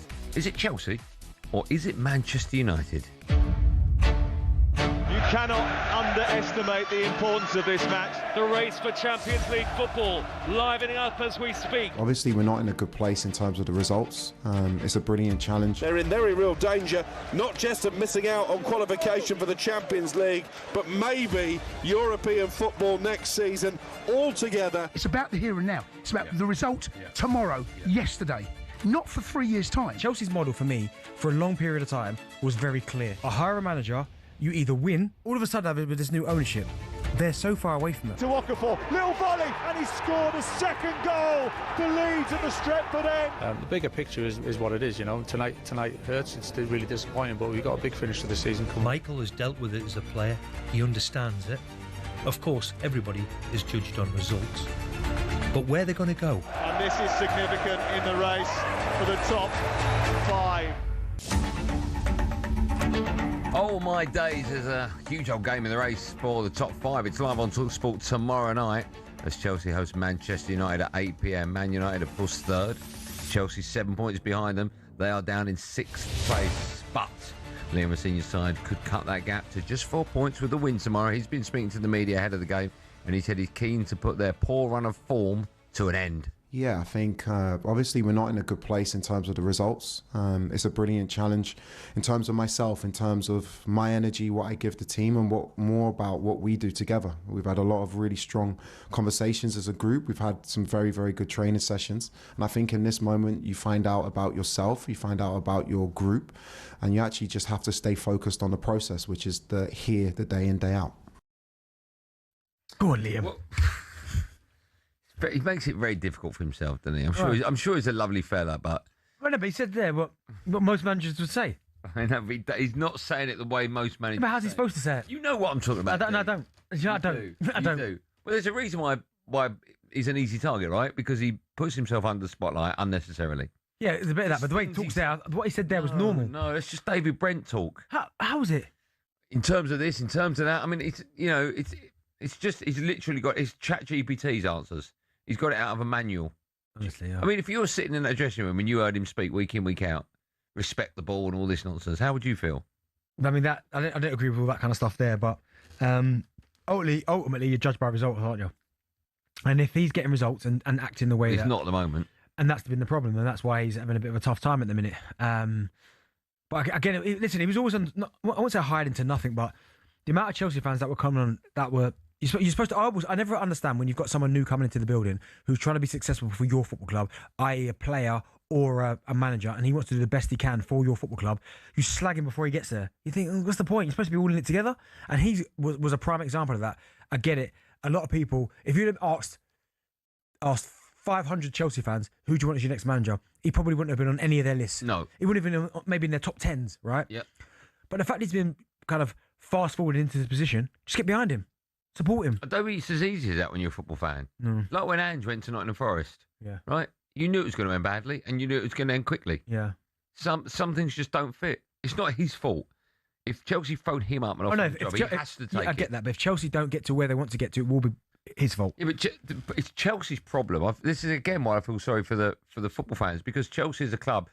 They used to have an owner in Abramovich who all he cared about was football and winning. Yeah. Now they've got owners and all they care about is the business model profit, and whether or not the business makes money. Mm. And they've got a manager in Liam Rossignol who they know that they can almost knock on his door and tell him how to run things, because he will think he's probably not necessarily ready for that job. And so the fact that he's got it, he doesn't want to peeve everyone off. Yeah, because there's probably a moment. And listen, I know Liam, and he's definitely his own man.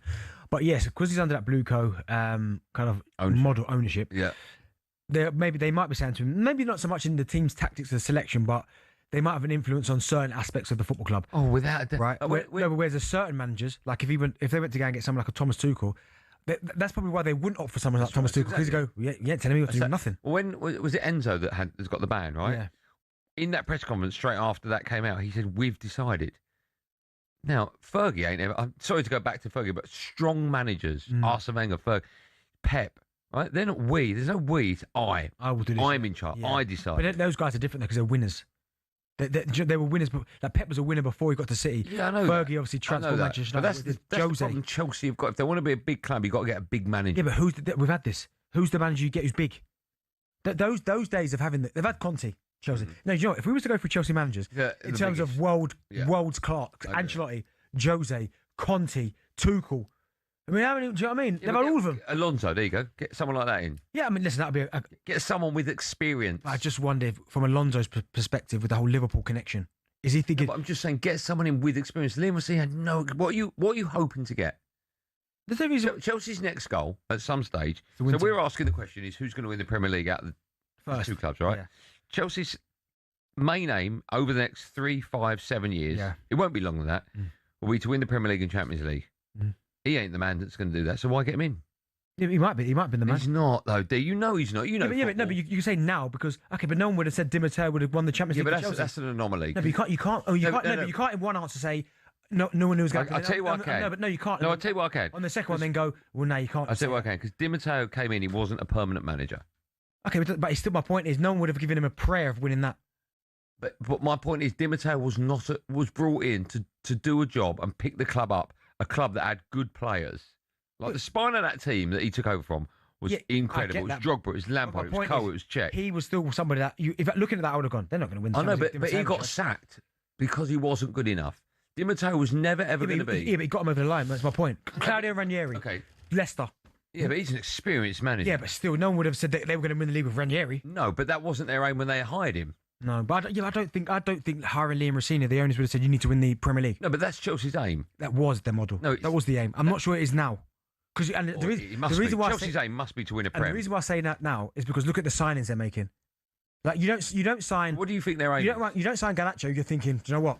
No, you don't. We're going to win the league. So what do you think the owner's model is? Buy young, self a profit. So almost like money's more important than trophies. A little bit at the minute. Because none of this. There was a time when Chelsea was signing ready-made players, big players that you'd go, oh my goodness, they've just signed Anelka. Jeez, like, do you know what I mean? But they've just put who? Ballack. All these players they were bringing in, you're going, oh my goodness, like they're trying to win now. A little bit at the minute with some of their signings, I'm going, what? Like, listen, I like João Pedro. I think he's a good player, but he's not going to win you the league. He's a good player. He's not going to win you the league. Like if they sign more players, even Cole Palmer to an extent, they signed him. But I don't think they signed him thinking this guy could win us, take us back to, even though he did in terms of the Club World Cup. I think they've signed players that are young that they're thinking if we could transform them and make profit on them, that's what they're doing. Well, let me ask you this. So Ed Barley, right, who's one of Chelsea's co-owners, right? He's come out. This is one of his quotes from the last 24 hours. One of his quotes on the manager, Liam Rossini. He said, and I'm quoting word for word, we think he has every attribute to be successful here. He got off to a great start. We've had a tough past 5 or 6 matches, but I think we are behind him. Of course, it's about results. It's results business. But we think he can be successful long term. Now, that sentence there, but I think we are behind him. Now, if you said to your wife when you were married, I think I'm in love with you, that ain't good enough. She'd go nuts. You'd be kicked out. Yeah.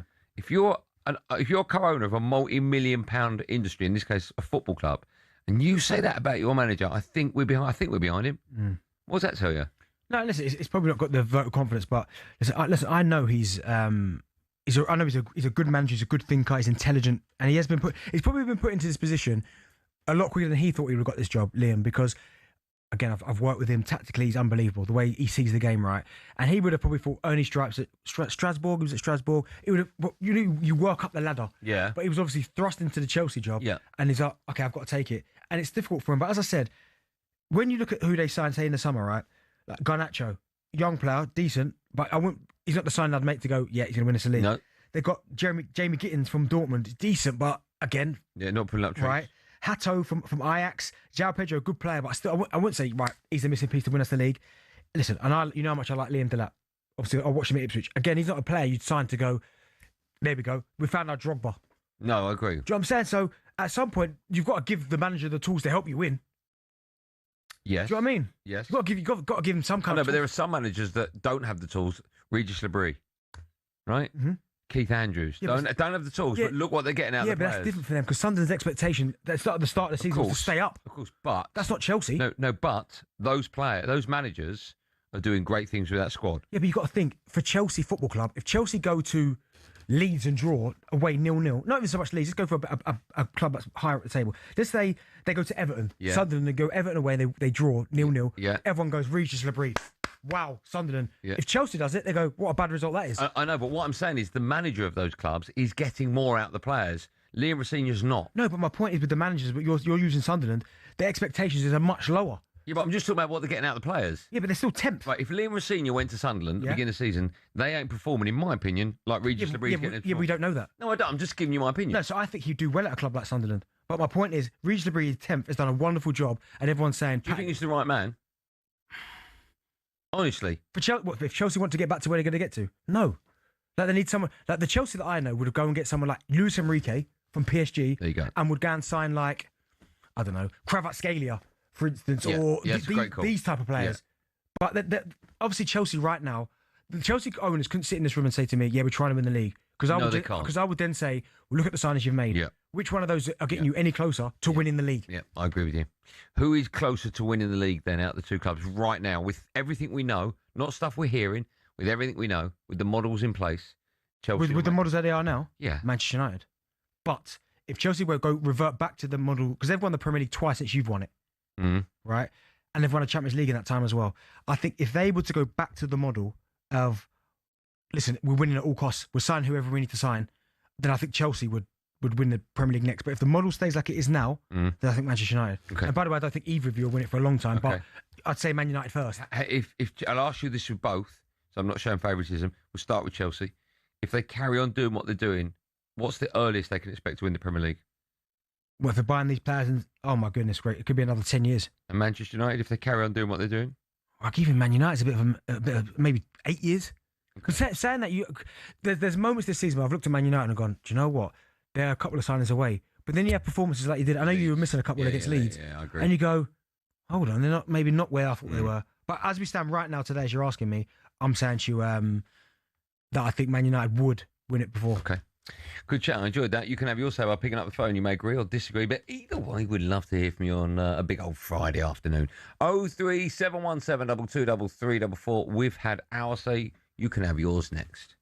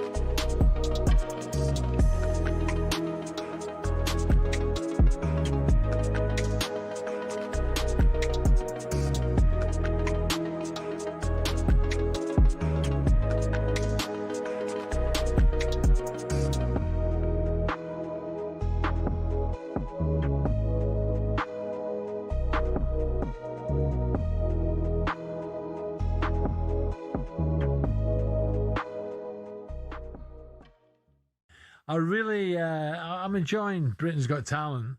Are you more into? You've not hit your golden buzzer yet, have you? No, I have. I hit it for Rafferty. Yeah, I hit it for Rafferty, 16-year-old boy who gelled music and magic together. It was really sick. And like the last one, I watched one last night. I thought it was recording. The choir at the end were very good. The kids from Wales. Yeah, very good. We did the whole 6-7 thing. Do you even understand what that is? You get some numpties on there as well. Oh, don't you do, but what about the guy with the Scotch egg? He wants sectioned. KSI, I've got before I let you go, you're talking about 16-year-old magician Max Dowman. What about your team? Have you got a little bit of panic on the Arsenal? Nah, zero panic. I know the boys are on it, and I'm going to see them today or tonight when they face Sporting Lisbon. It's going to be a great game. I'm excited to see them do their thing. Obviously with what the press do to Arsenal, and some, even with some fans, and definitely everyone who aren't Arsenal fans, they put a lot of pressure on the team, and they want the team to break, but they're stronger than that. And I know that this year is going to be different. So I'm excited to see them perform and, do what they need to do to hopefully get a trophy this year.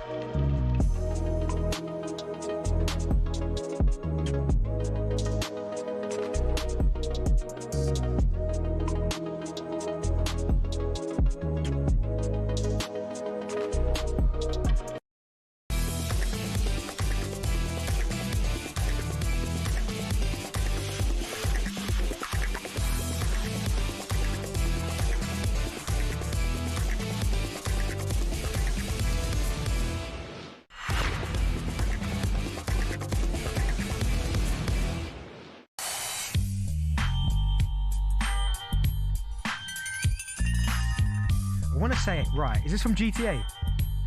Yeah. What's that, Grand Theft Auto? Yeah. How many of them are there now? I can't remember. I've been waiting for the new one for about, it feels like for about 10 years. Are they great? Yeah, unbelievable. Are the graphics like grub cell? I mean, it's just Do people call them graphics?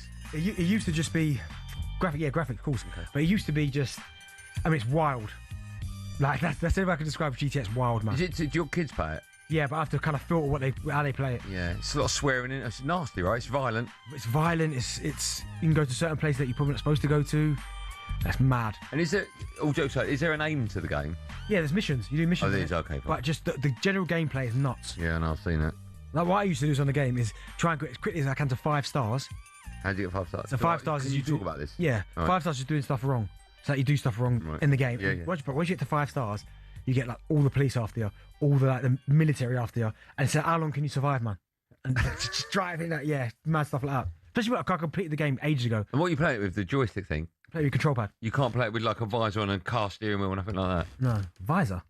Yeah, like if it was in like virtual reality. Oh no, you might be able to play it on the VR. Oh, right. But I mean, I've got a VR at home. I remember I sent you the video of Milan punching off my wall. Oh yeah. So have you got the other VR? Which one? What's the one I've got where it's just the VR headset? I've got the Oculus. Yeah. Yeah, so I've got the Oculus and I've got the new VR. The Oculus? The Meta. I've got, Okay. It's unbelievable, isn't it? Oh my goodness, some of the games you can play on that. No, not games, I think. What's wrong with you? Still, no, it's the music videos. They're like lifelike. It's like you in the videos. That's what are you thinking of? No, I haven't said it, did I? You said it. Ask Cundy why he bought one. Yeah. Still, we'll be asking whether anybody actually enjoys a derby. It's a good question. Just quickly, Barcelona are unsure whether to pay the £21.1 million release clause to sign Marcus Rashford permanently. He will be devastated if he has to go back. Because he's been making up so much noise about he wants to stay. He's been playing really well. I don't know about really well. He's done well, but not really well. Go Barcelona. He's not failed. He's not failed, is he? Well, they've not won the Champions League. They're out. They're not look like. Oh no, they might win La Liga. Actually, they're about 9 points clear. Okay. So then, I guess it's because he's desperate to stay. Yeah. Enzo Fernandez will return from club suspension when Chelsea host Man United. It's a game you can hear live on talkSPORT. In fact, the Man United boss Michael Carrick's been speaking to the media. He was asked how crucial tomorrow could be in the race for Champions League football. Yeah, it's an important game. We're in a good position in the league and we want to keep building on that. It's a tough place to go, always has done. We've always had tough games down there.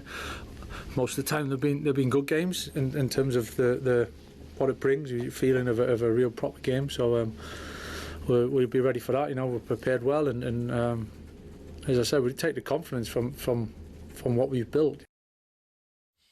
But who's going to win the Premier League first out of the two sides, Man United or Chelsea? Clive is a Chelsea fan, joins us. Hi, Clive. Hello, mate. It's good to talk to you and Benty. Oh, how nice. For the first time. Oh, lovely. Right, so I'm going to tell you it's going to be Chelsea. Okay, why? And I'll tell you why. Okay. And you keep going back about Man United, but Chelsea wouldn't have been knocked out of the cup by Grimsby, I'll tell you that now. So let's get that one out of the way. But when you look at the teams, look who's got all the talent. Yeah, go on. I mean, you're still playing with old men. You're going to have to buy a load of players just to get up to where Chelsea is. I'm sorry. When you say get up to Chelsea are below Man United, right? Yeah. So Chelsea got to get up to Man United. 30 games this season. We've played about 50. Oh, does that not count? No, you know Andy as well as I. Well, no. Hold on. Look at Manchester United at the moment are doing better than Chelsea this season in the league, right? World Cup winners. We have World Cup winners. We have quality in every position, except we've lost Levi Colwell at the beginning of the season has cost us dear. Right. And we was playing well. We went into the PSG game. Yeah. We played well. We got hammered near the end, and it blew the confidence straight out. What was the score on aggregate in that game? Yeah, but well, I'll tell you what. If you watch that game, for most of that game, we was equal to PSG. What was the score on aggregate? Stupid goal. You know what it was, 8-2. No, 8-2, okay. That doesn't suggest to me it was level. I said in that first game, for a lot of that game, we were equal to them, and we were scoring goals. But you're talking, listen, I hear what you're saying, but you're talking like there's a big gulf between Chelsea and Man United. Hold on. Wait. You had lots to say. Let me have my say. Coming back at you. Yeah. The way you're talking, there's a big gulf between Chelsea and Man United, and Chelsea, in your mind, are better and bigger than Man United this year. But if I look at the league table, which doesn't lie, Manchester United are having a better Premier League season than Chelsea. Yeah? Look at the teams, eh? No, hold on. Is that right? Well, will we be Is that saying right? Is that right? I'm not going to say we're going to beat you because I wouldn't say that. Hold on. Is that right? But if we beat you... Yeah, but we don't know about that. But what we do know is about the games that have been played this season. Hold on. The games that have been played this season, currently, who's had a better Premier League season? Why can't you answer that? I don't think you have had a good season. You've had a bit of a run now, but let's see where the season ends up. No, but hold on. Crap at the beginning of the season. Okay, but right, you're not making any sense. Listen, Why? because when you say let's see where we end up, okay, we can, but only if you phone back when the season's finished. Let's talk about now what we know. The Premier League table doesn't lie. Well, if I do agree that, will you agree to look through the teams and see who's got the best player? If we sold our team now, we would get double what you. You're not going to sell it. No, we're not going to. Right, who's currently having a better season? Who's currently having a better season in the Premier League? Why can't you say it? I can't say it. Go on, say it. Come on, Clive. I can't say it. Who's having a better Premier League season? All right, let me change it so it's easier. Who's having a worse Premier League season?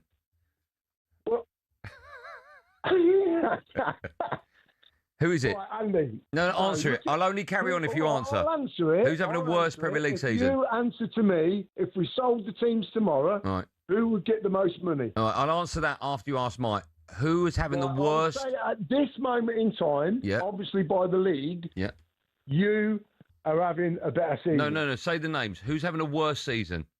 Oh, right. Chelsea's having a worse season at this moment in time. Mm-hmm.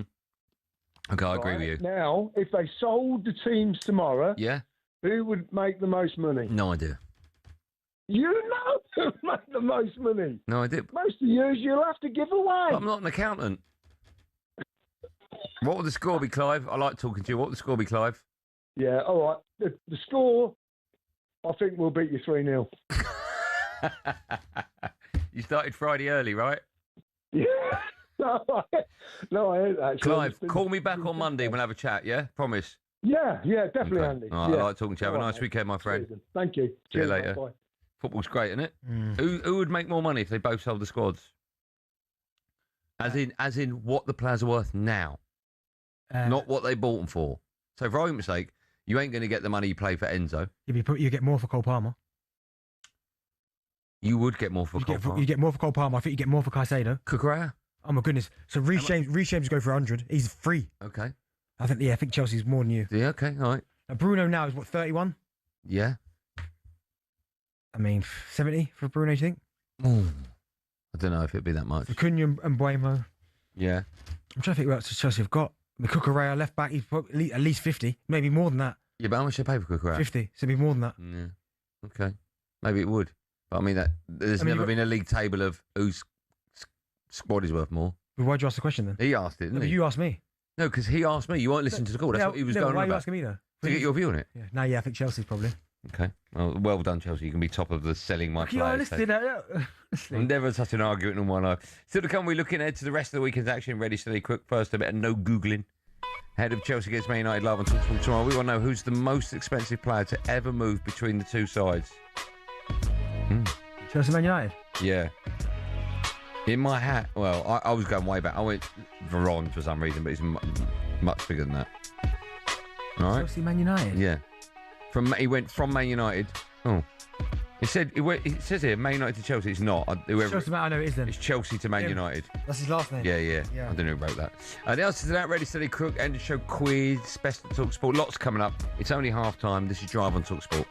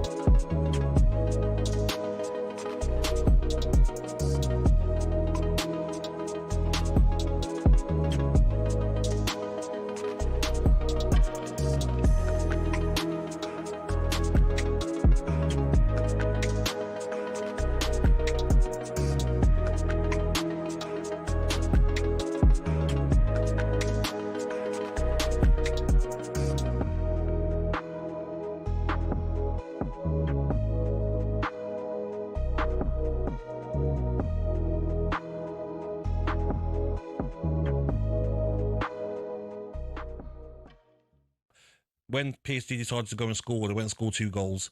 And I look at Frimpong, that's a signing that hasn't worked.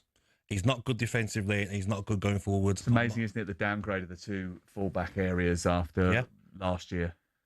Yeah, I'd still back Kyrgios to come good. I saw enough at Bournemouth to suggest there's a player in there, and I'm surprised with his personality how much he seems to have struggled with the weight of that Liverpool shirt. But then it's been a season of struggle for his more established teammates as well. It's a huge summer, isn't it? We reported yesterday that Richard Hughes, the sporting director, is going to stay despite interest from Al Hilal over in Saudi Arabia. But they need a lot of players, and I'm just seeing there, Joe Gomez is injured again. You can't rely on him to stay fit. Do they move on from Alexis McAllister, who's in the last 2 years of his contracts? Curtis Jones, I think, was keen to move to Inter Milan in January. Does that rear its head again? What do they do to replace Mo Salah and Andy Robertson? These are big decisions that Etiquette out now for probably 9 to 12 months. Yeah, and when is he going to be fit for next season? Exactly. And Isak, has had injury problems, hasn't he, during his career, especially at Newcastle. So you can't rely on him. Exactly. Dreadful. Adam Wharton, a name mentioned to me this morning. We know there's a lot of interest in him for the summer, and Liverpool, one of the clubs apparently in the mix. I couldn't understand, actually, and we had this discussion actually during the week, why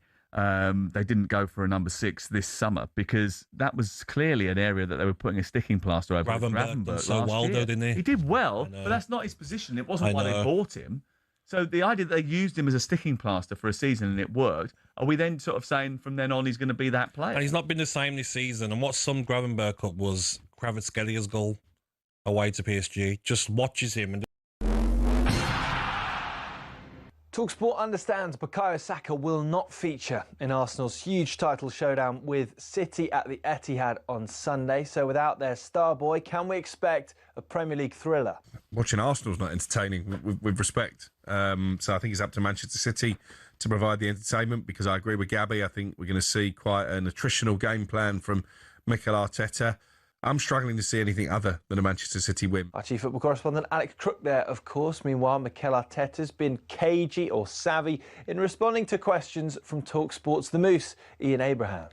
Who's under more pressure on Sunday? You, because you're out in front, you've been out in front for a long time, or City because they're trying to catch you? Who is more privileged to be in this position? I think that's the question. OK, who's more privileged to be in this position? I don't know. I feel very privileged. Arne Slot spoken for the first time since an Achilles rupture ended Hugo Ekitike's promising first season and his World Cup hopes. Devastating for him, coming to a new club, having so much impact straight away, playing against your former club in the quarterfinals of the Champions League.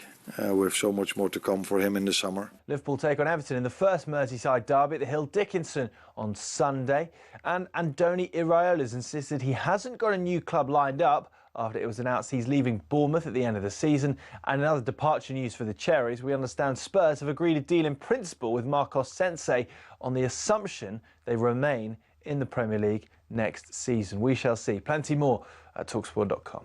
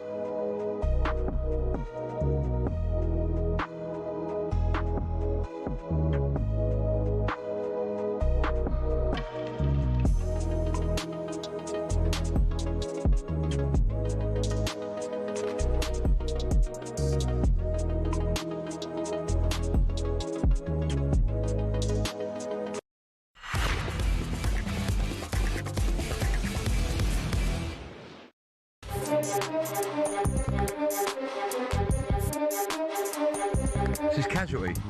Yeah, I thought so. Thought about ask a question. Who's the most expensive player to move between the clubs, Man United and Chelsea? Right, so hold on. But it was Chelsea to Man United. Mason Mount? Yeah. Okay, and before then would have been Juan Mata, Chelsea to Man United? For Mason Mount, yeah. What was the name of the Matic? Was he a freebie? He come from. Did he go from Man United straight? No, he went Chelsea. with a sank in between. Did he? I think. No, there was Chelsea to United as well. Yeah. Was that free? I like Matic.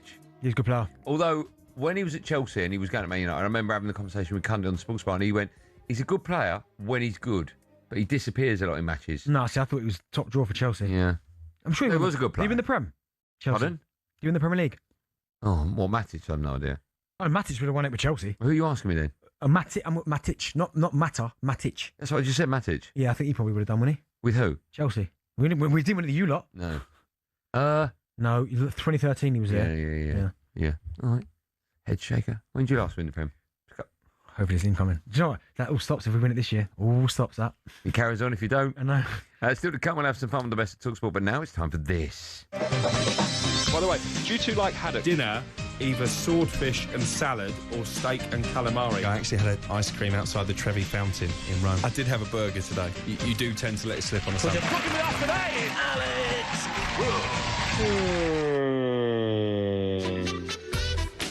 Yes, he has the voice to put everyone to sleep. It's time for Ready, Steady, Crook, where talkSPORT's chief football correspondent, SJA nominee. We'll find out if that comes home to fruition when we speak to Alex Crook. Now, to look ahead to some of the biggest games in the Premier League this weekend. Crookster. Evening, boys. You all right? Bit of fancy, good, mate. You? Fancy room. You in? Where's that? What's that room? What's going on in the kitchen? What's happening? This is the old extension that you love to make your taxman joke about. Oh, well, it's not a joke, is it? I mean, you had the room built as a playroom, but you put it through for tax purposes, right? That's for me to know. How are you, Cookie? You all right? You well? I'm good. Do you know what? I spent the night at Shayag Bonlahor after the Villa game last night. He put me up for the night very kindly. I've never been invited to either of your two houses. And you still ain't, and you definitely ain't getting an invite either. So yeah. So did you sleep on the couch? I slept in one of the many bedrooms that Gabby has at his disposal. What's his house like, Cookie? Talk me through it. What's it like? Beautiful, I have to say. Yeah, tell me a bit more. It's not through the keyhole. It's obviously not at the moment. Go on, just give me a little bit. What's it like? Spacious kitchen, big garden? Massive rooms all round. Yeah, lots of mementos of his playing career. I did ask him where the trophy cabinet was. Gee, Cookie, honestly, yeah, I've already got. He's got the same one as Bentley, I think. Buy one, get one free. Oh, no, I've actually got one in mine. I actually got one in there. What, a trophy cabinet? Yeah, League Cup. What? You didn't play in that, did you? I know, but I still got the medal. Hey, couple of them player them up, so. One player of the month in there. Has he got... A few hat-trick balls in there, Cookie? Has Gabby got a room for his football memorabilia? I think it's more sort of dotted around, to be fair, rather than one specific room. Okay. Very nice. Do you take your own towel? I did take my own towel. He asked me to. And you actually took your own towel? I always do as I'm told. That's amazing, that is. Wow. Right, where should we start? Let's start with Newcastle. They take on Bournemouth tomorrow afternoon. And, of course, Bournemouth will be having a new manager. Yeah, they will. Big news this week that Andoni Iraola is leaving at the end of the season. No real surprise, those of us close to the club. And we were the first to report on Tuesday that Marco Rose, the former Dortmund and Leipzig manager, amongst others, is the man likely to replace Iraola in the summer. That deal, I'm told, is pretty close to being finalised now. The club were prepared for this situation. They wanted to be proactive in looking for a new manager while also respecting Iraola and, I guess, hoping that he might change his mind and stay. They see the incoming manager, Rosa, as someone who's got great experience. He's managing the Champions League, the Europa League, and he's got a great body of work when it comes to young players as well. Worked with Erling Haaland at the start of his career, Bellingham, Akanji, Dominic Szoboszlai, and that's very much the Bournemouth model, buying up-and-coming young talent. So this looks like a good appointment. Crooks, when you look at the two sides, and I heard reports, I don't know how true it was, and you'd know better than anyone, I thought there was a situation where maybe Iraola ends up at Newcastle and Eddie Howe goes back to Bournemouth. Do you think that could be possible? Well, obviously it's not going to be possible now, but I mean, do you fear for Eddie Howe in terms of his role and Iraola, if he does go to Newcastle, do you think that's the right fit?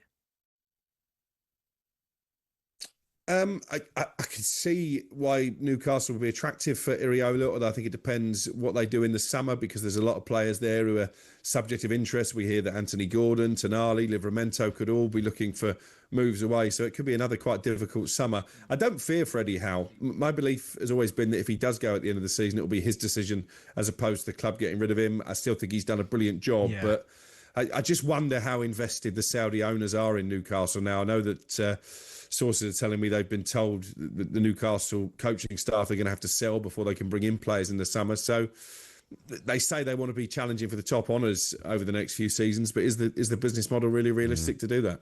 We're going to move on. Before we do, a prediction from both of you, please. 3 p.m. tomorrow, Newcastle against Bournemouth. Crookie?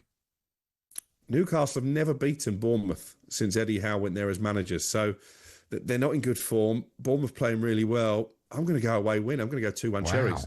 Okay. I'm going 2-2. Little Desmond. Desmond Douglas. Yep. This is a big game. There's quite a few of them the weekend. 5:30 tomorrow. Spurs take on Brighton. I can't wait for this one. It's such a big game for both of them, right? Brighton want European football and Spurs want Premier League football next season. Who have you been chatting to, Crookie? Yeah, of course, it's an emotional one for Roberto De Zerbi up against his old club. He's been speaking ahead of this huge game for Tottenham and said he still believes that Spurs can stay up. The situation before to start, because 2 days before the Sunderland game, West Ham won with Wolverhampton, and from that moment was very tough for me. But I'm positive. I'm ready to fight. I believe to keep the Premier League. I believe in my words, what I said the last week was the focus is to win one game. I don't know if tomorrow we are able to win. I hope. That's Roberto De Zerbi looking ahead to Tottenham against Brighton. I don't know about you guys. I think this is a terrible game for Tottenham. Haven't won at all in the calendar year. Have struggled at home for a long time now. And they're meeting a Brighton side who, after a bit of a mid-season wobble, are banging form. I can only see one outcome. Yeah, I can as well. I mean, I'm looking at it, but I don't know what it is. And again, maybe it's just because they're called Spurs. But I think Brighton should win it because of the form that they're in. But I just feel that Tottenham potentially could get something from this. And Brighton, let's say, they play wonderful football. We understand that. I really like Fabian Hurtzler. I like some of the players they've got. But sometimes I just think they can be a little bit passive. Brighton, certainly on their travels as well, Crookie. So, yes, I'm with you. I think that they'll beat Spurs, but I don't think it's a foregone conclusion. No, I just... Tottenham need wins, and they need them desperately. And I think Sunderland away last week was a tough start for him. This is a difficult first home game. I think they've still got Aston Villa to play. They've still got Chelsea to play at Stamford Bridge. Wolves and Leeds are the two games they're going to be targeting, but Leeds were brilliant at Old Trafford on Monday. I think Spurs are going down, boys. Crookie, you would have been there when De Zerbi first got the Brighton job, right? How long did it take for him and Brighton to kind of get his ideas across and them to start, for us to start seeing the kind of football that he wanted to play?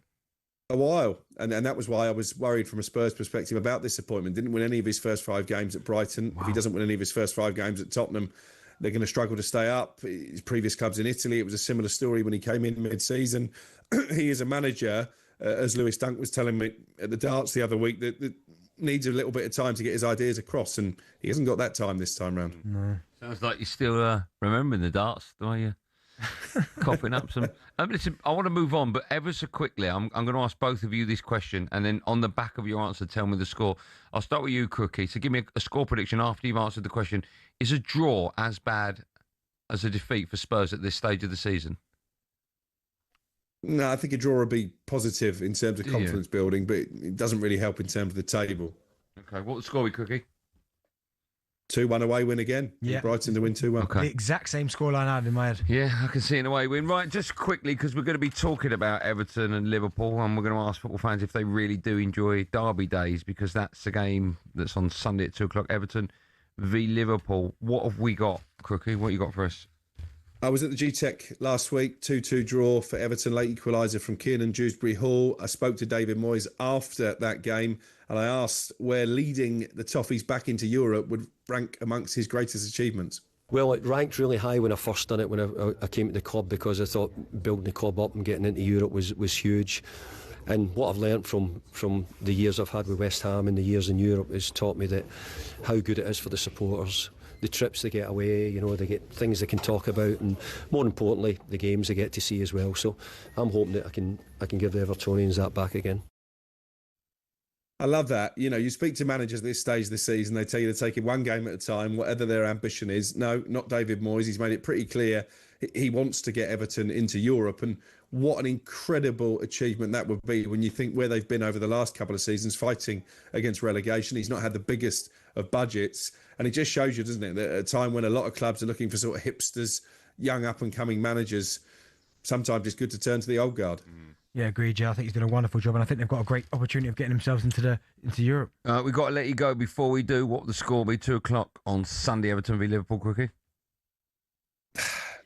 I don't see Liverpool winning this game. I just don't think they're in the right vein of form. Everton tend to be a bit better away from home than they are at home. The atmosphere is going to be cracking. 2-2. Okay. DB? 2-1 Liverpool. 2-1. Crookie, thanks for coming on. What are you up to? Big Friday? You down the pub? What are you doing? I'm going out for a carvery because I'm fasting at the moment. I've barely eaten. What are you going out for then? I've saved myself for a Friday night treat. I can see. That's where you say, actually, I can see you've lost a bit of weight. Yeah, I can see it. The fasting's really working. How long have you been fasting for? What, 3, 4, 5 minutes? About 3 days. Why are you fasting, Crookie? I'm trying to get my World Cup beach body on the go. If I see you walking down any beaches, Crookie, I swear to, honestly, or Portugal in the summer. You've seen me on the beach last year. Yeah, I meant to try to put out my memory of that. I'm going to go for an old one, Crookie, but I'm sure you know. You're on a seafood diet, right? Yeah, seafood and eat it. There you go. There you go. Crookie, thanks for coming on. Come on, Crooks. Pleasure. Good luck with that fasting. Cheers, boys. Have a good weekend. You too, man. Alex Crook fasting. No, are you fasting at the minute? I don't. I just only eat for like 6 hours a day. Yes, you're fasting then. It's not fast. That's just what I do. It's not like yeah, but that is fasting, right? So what do you? I don't think. So when do you stop eating? 8 o'clock. And you eat again when? 2 p.m. Yes, that's fasting. That's just what I do. Okay, so if you finished eating at 8 p.m. Yeah. And then you didn't eat till breakfast the next morning, yeah, I could go, well, you're fasting then. No, but would you not, if you're hungry, just eat something in between? No, I've never had breakfast. Well, that's a lie. I haven't had breakfast for ages, like 3-4 years. Okay. But if you felt a bit peckish tonight, you wouldn't eat? No. So you're fasting then? My point exactly. No. Trying not to look like Crookie. When we come out, we'll have some fun with the best of talkSPORT. Yeah, I do like a big tasty.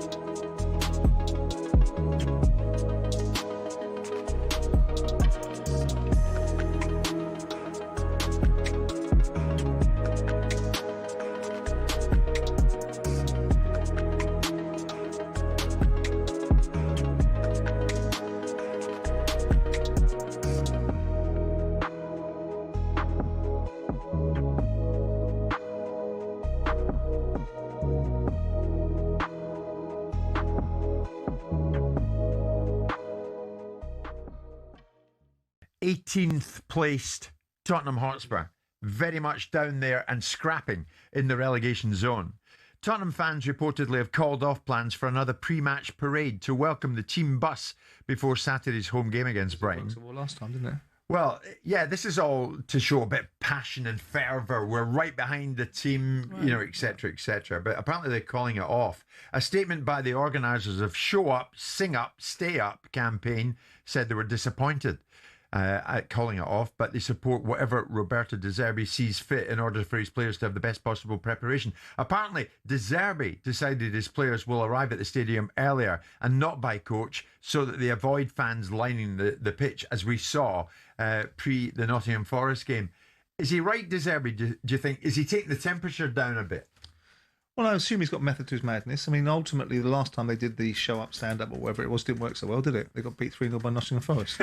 So I'm not so sure it's been proven to be something that has a proof of concept behind it. Yeah. The fans will be behind the players inside the stadium. Now, bless their little cotton socks. Maybe they don't need to be told how important it is to the fans, because it's only important to them, isn't it? Maybe that's part of the thinking. But De Zerbi is obviously trying to manage the game with the best intentions of making it as normal as possible, not heighten the expectation upon the players. any more than the circumstances already will. They'll be well aware of the social media reactions. They'll be well aware of the linear broadcasters and all their opinions about it. And they'll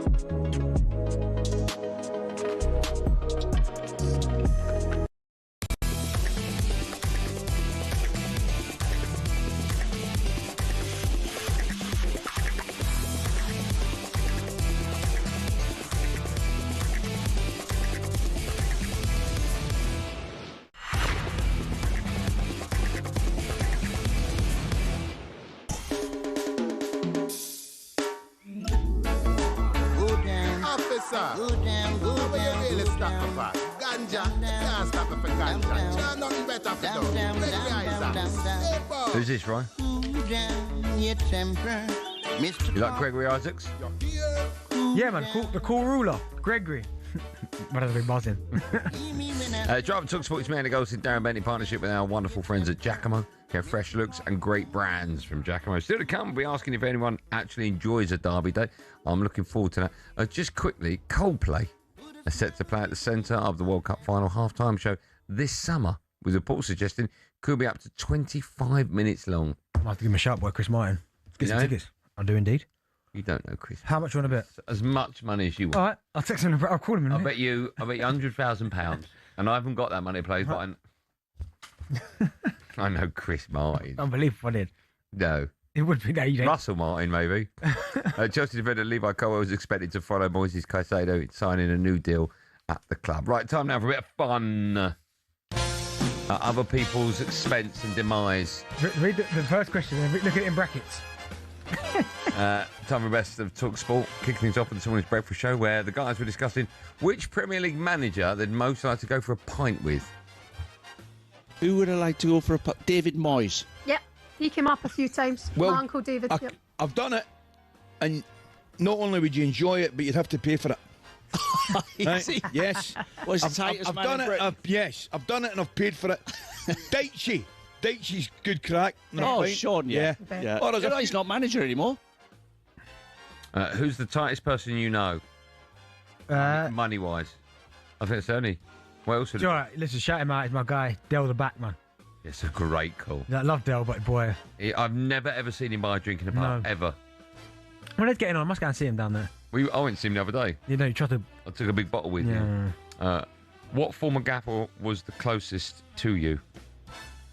What gaffer I was the closest to? That's what I just said. I was close to George Burley. I was close to Curbs.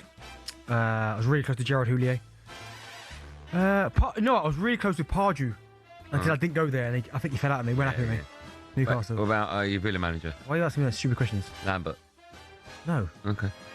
What's the maximum amount of pints you could drink in one evening? Well, I've never drank a pint ever in my life. You are joking. Yeah, Not even a pint of Guinness? No. Oh, okay, yeah, pint of Guinness. Or, hold on, what's the maximum? Because when I think pint in my head, I'm thinking beer. Yeah, I mean, you can have a pint of wine if you want. No, I'd have a... Pint of Guinness? I could have quite a few blackcurrant lemonades, pints. No alcohol in there? No. Blackcurrant lemonade's unbelievable. I mean, if you're 7, it is, yeah. It's refreshing. Jelly and ice cream to wash it down, yeah? Yeah. Hey, blackcurrant. I'll have one of them tomorrow. Blackcurrant lemonade. Yeah. How many of them could you have? A fair few. I have a fair few. How many? In the Fox and Vivian. How many? 6, 7. 6, 7. Kids like that. Somebody who really does like a pint is Jason Cundy. You can hear him with myself on the latest episode of 21 Minutes to Go. Make sure you don't download it. Oi! All right, sticking with this morning's breakfast show, Ali and Dean were joined by former Coventry midfielder Jules Boateng, who didn't seem to know who he was talking to. Yeah, I'm absolutely delighted to say joining in as a man who's now had 57 appearances for Coventry. It's time to say a very good morning to George Boateng. George, good morning, mate. Hi, How are George. you? And good morning, Peter. Peter? I listened to that. It was very funny. What's the most unfortunate name you've ever heard? I don't know if I can say it on... What's an unfortunate name? I probably can't say it, actually. Well, it's a name. It's a name of someone, so it's perfectly fine. There's a kid in my school, genuinely, his first... I won't say his whole name, his first name is Wayne. All right? Mum, what's that? Well, I'm giving you...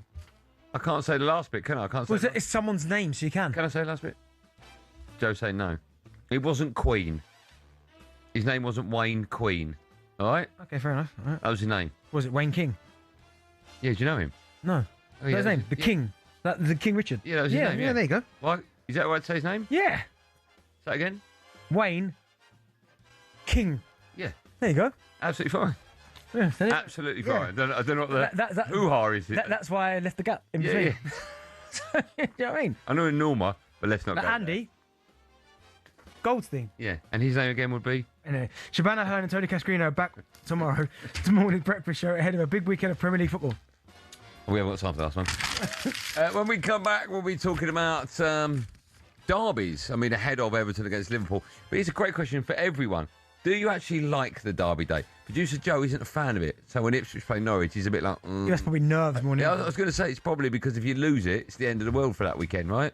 So Liverpool and Everton fans, you can phone up. But anyone, your team will have a derby. Do you look forward to those games as much as you do the other games in the Premier League or Championship or League One, whatever?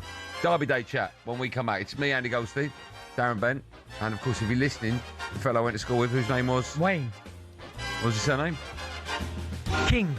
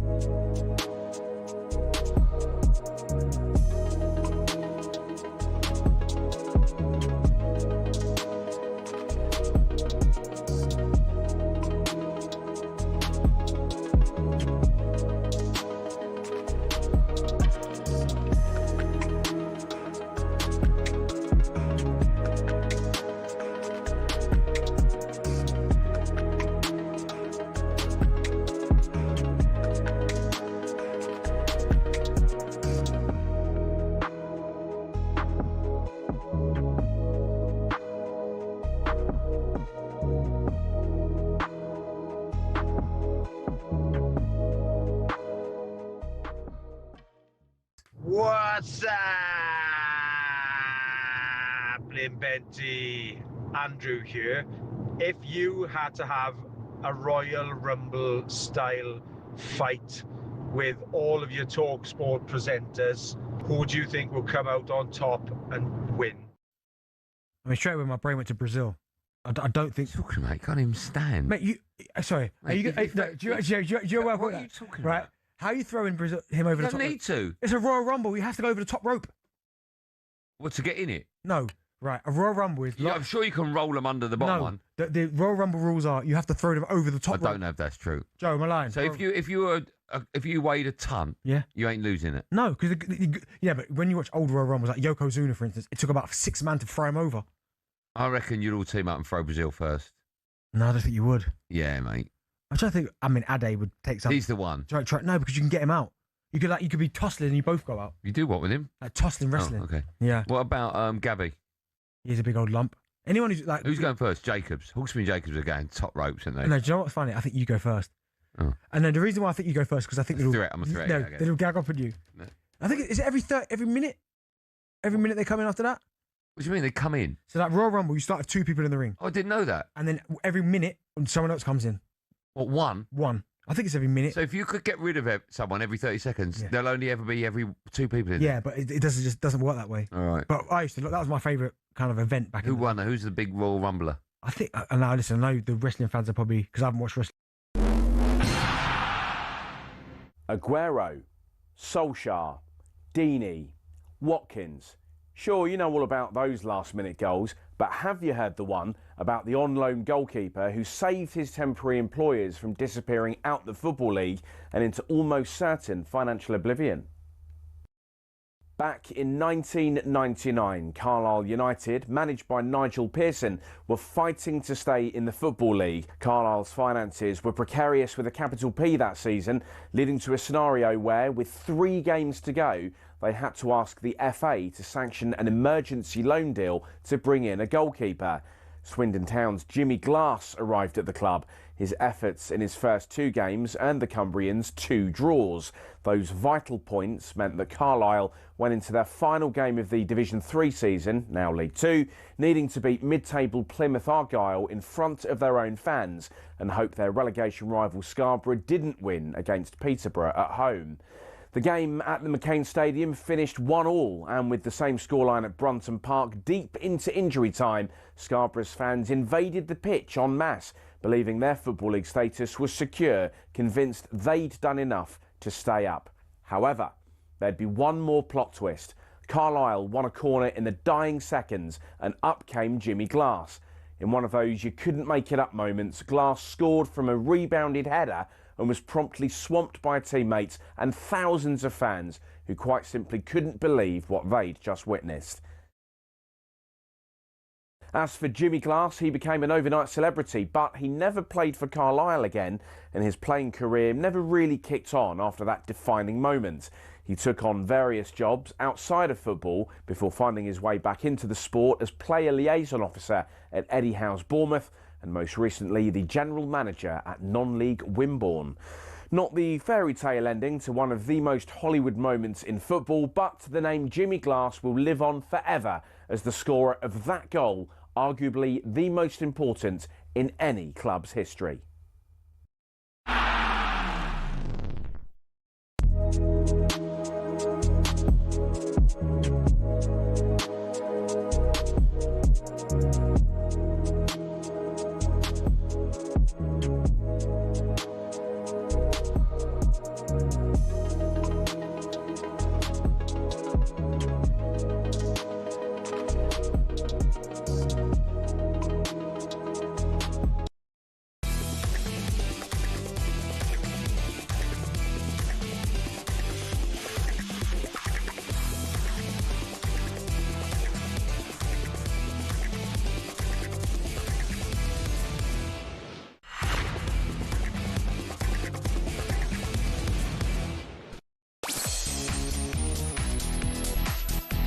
Welcome back to the last hour of the last drive time show of the week. It's me, Andy Goldstein Darren Bent here. We'll have a bit of that. Yeah, we will. Still to come, Ben's going to be looking ahead to a massive weekend in his EFL corner. But now it's also a huge weekend in the Premier League, and the talkSPORT network have got you covered. Tara gets in behind, plays the ball across to Thiago! And the boy from Brazil, called up by Carlo, has bagged again for Brentford. We want to be ambitious, we really do. We want to try and strive to create something really, really special. Plays it square, Wilson! Fulham have scored 2 in a minute! It's Harry Wilson! Set ourselves in a position that you can fight for something very difficult to achieve, but achievable. Onto his right foot, he shoots and seals it for Chelsea. João Pedro rolls it home. I think we just need to focus on the next game and put ourselves back in with a realistic chance. He hits it towards the bottom and scores a terrific goal. Manchester United are level, and it's Bruno Fernandes. We're in a really good position in the league, you know, and we've done some really good things, but we've got a big finish to the season coming up. Yes, after a busy week of European football, the Premier League returns across the talkSPORT network this weekend. And it all starts tomorrow lunchtime with live commentary of Brentford against Fulham. Then from 3, Adrian Durham takes you around the grounds with all the goals as they go in. And then from 8, we bring you a massive game as Chelsea host Manchester United. The easiest way to stay across everything is simply by downloading the talkSPORT app. Now, there is another huge game on Sunday. Everton, they host Liverpool. Win for David Moyes' side would see them move within 2 points of their rivals. Liverpool, meanwhile, they're looking to bounce back from going out of the Champions League against PSG. Arne Slot has been speaking to the media ahead of the game, and he's taking encouragement from what he saw in midweek. But they've showed a lot of character against Paris Saint-Germain as well. Because being the better team against Paris Saint-Germain is very, very, very complicated, let alone if you have to play 3 games in 7 days and you face an opponent that only had to play 2. So they were very well rested, and if I saw that a lot of my players broke records in terms of physical output, that tells you how strong they are and how ready they are. And that will not be no different for the game on Sunday. I think it's going to be an interesting game out. The 2 sets of supporters, I personally think it's one of the first times in a long time that Everton fans will be going into this one thinking, this is ours now. We're favourites. I don't ever believe they'll think to themselves, this is ours now. Okay, the impartial fan. No, I think... Who do you fancy to win it? I mean, Everton are playing well, but I've just got a sneaky suspicion Liverpool might nick it. Have you? Yeah. Why? Just because of the players they got. Okay. I know, again, the reason why currently Liverpool are where they are in the table is because, which is 5th, is because, and even you got to think, even in Liverpool's worst season, they're still above Everton. Yeah, they are. So I just think they've got match winners. And listen, Everton and David Moyes, what he's done to some of the players. Drewsbury Hall's been brilliant this season. They've coped without Jack. Iliman Ndiaye has been very, very good. Beto and Barry have almost... Their barren spells have almost come at the right time. If one's going through one, Beto's now the man scoring goals. If he's not scoring, and Barry's done all right as well. Obviously, James Garner getting himself in the England squad. There's been a number of performances from the Everton team, which you've got to say, very well played, right? But you look at Liverpool, and again, I know they're not playing well and maybe not playing for Arne Slot, but I mean, you talk about their front players. Wirtz, 100 million. They've got, I know they've lost Ekatike now, which is a shame for the season, but they've got Isaac, another £100 million. They've got Salah, one of the Premier League greats. Gakpo, I know he hasn't been great, but he can score a goal. They've got so many options. Rio, Ingamoa, the young kid. Then you go Szoboszlai, who's arguably going to be in the team of the season. Yep. This year. Yeah, I agree with everything you've said. They've got players in the team that on any given day could switch it on. So it's going to be a fascinating game, though. Fascinating. Do you think either sets of fans really enjoy this game? And the reason I say that, I know that might sound silly, but not the amount of pressure, but the amount of stick you will get if you lose it. I mean, the worst game to lose, or one of them, is certainly to your biggest rivals. Do you know, I always look at this fixture, right? And obviously we know a few Scousers, and Tony Bellew, obviously one of my favourites, can't stand you, but loves me. He loves me deep down. Yeah, right. I almost look at this fixture, and yes, there are going to be hardcore supporters that can't stand Everton, that can't stand Liverpool. But I do very much feel like they're all together. Yeah, they do. Do you know what I'm saying? Yeah. Like, even though they support Everton, they support Liverpool. Yeah, I agree with you. But when it comes down to it, they sit together in the stand. They're together. Do you know what I mean? So, yeah. Do you think the rivalry, the hatred isn't as big as, say, North London? Yeah, I'm not quite sure it's as hated as that. No, I don't think it is. And listen, Everton fans, Liverpool fans might come on and tell me completely different, which is fair enough. But certainly the ones that I've spoke to, if anything goes down, Scousers are very much together. Let me ask you this, right? Do you think Liverpool fans would be laughing at Everton as much if they were in a relegation battle like Spurs are? Oh, no. No way. So I don't either. No. Isn't that weird? Yeah, I don't know. Whereas Arsenal fans are laughing their heads off at Spurs, and Spurs fans are laughing at Arsenal if they don't win the league. All Man United fans want Man City to go down and vice versa. Yeah?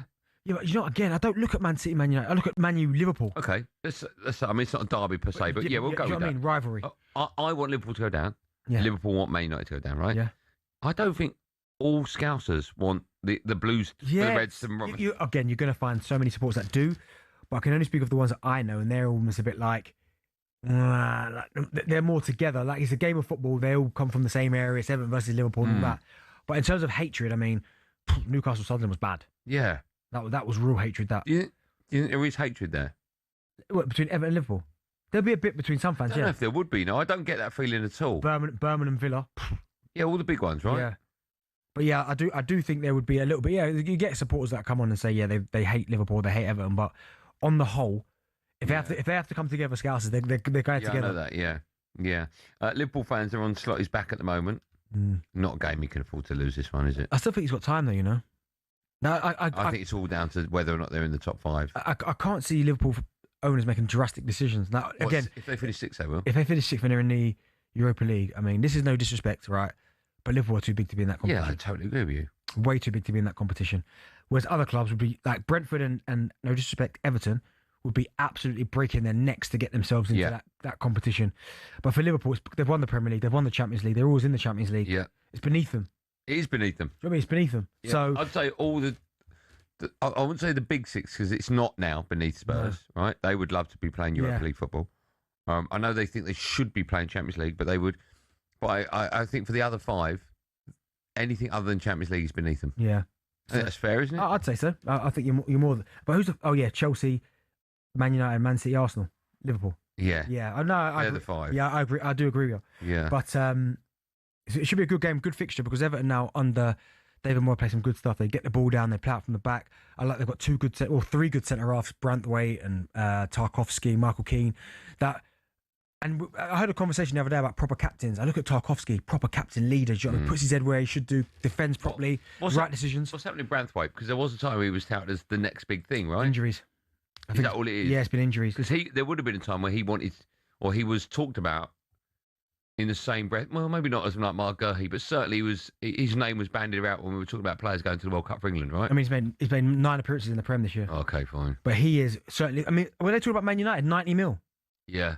It's like crazy like that when a lot of money, but no, he's a good player. He's played. I knew he'd been injured. But I thought it was more than that. No, this season. Are you sure you got that right, mate? 100%. This season, all he's played is 9 in the Premier League. That's it. That's sad, isn't it? Yeah, because he's got all the attributes, all the quality. Yeah. Okay. We'll take calls in it. What's going to happen, D? Everton v Liverpool. I think Everton might nick it 2-1. Do you? Mm. Who's got more chance of? Well, not more chance. You think Liverpool got more chance of finishing higher? Yeah, they will do. But, I think. But for Evertonians, if they finished higher. Oh my God, it'd be unbelievable for them. Here's a question for what's bigger for Everton fans: finishing higher than Liverpool or beating them this weekend? I think when it's all said and done, you want to finish above them, right? Yeah, I think so. Yeah, when it's all said and done, I think it's It's all about final league. Yeah, if they finish 7th and they're in Europe and Liverpool don't. Yeah, that's huge. Yeah, it's huge for them. Okay. Everton, Liverpool fans, we're talking about now. What's bigger for Everton? Is it the win at the weekend or to finish above them? And also, is the rivalry, do you think, an Merseyside derby like for argument's sake, a North London one? 03717223334. We'll talk Everton and Liverpool. And football fans, you can talk about derby days. Do you like them or are you a little bit like scared of them? 03717223334. Dial that. You'll be next live on Drive on talkSPORT.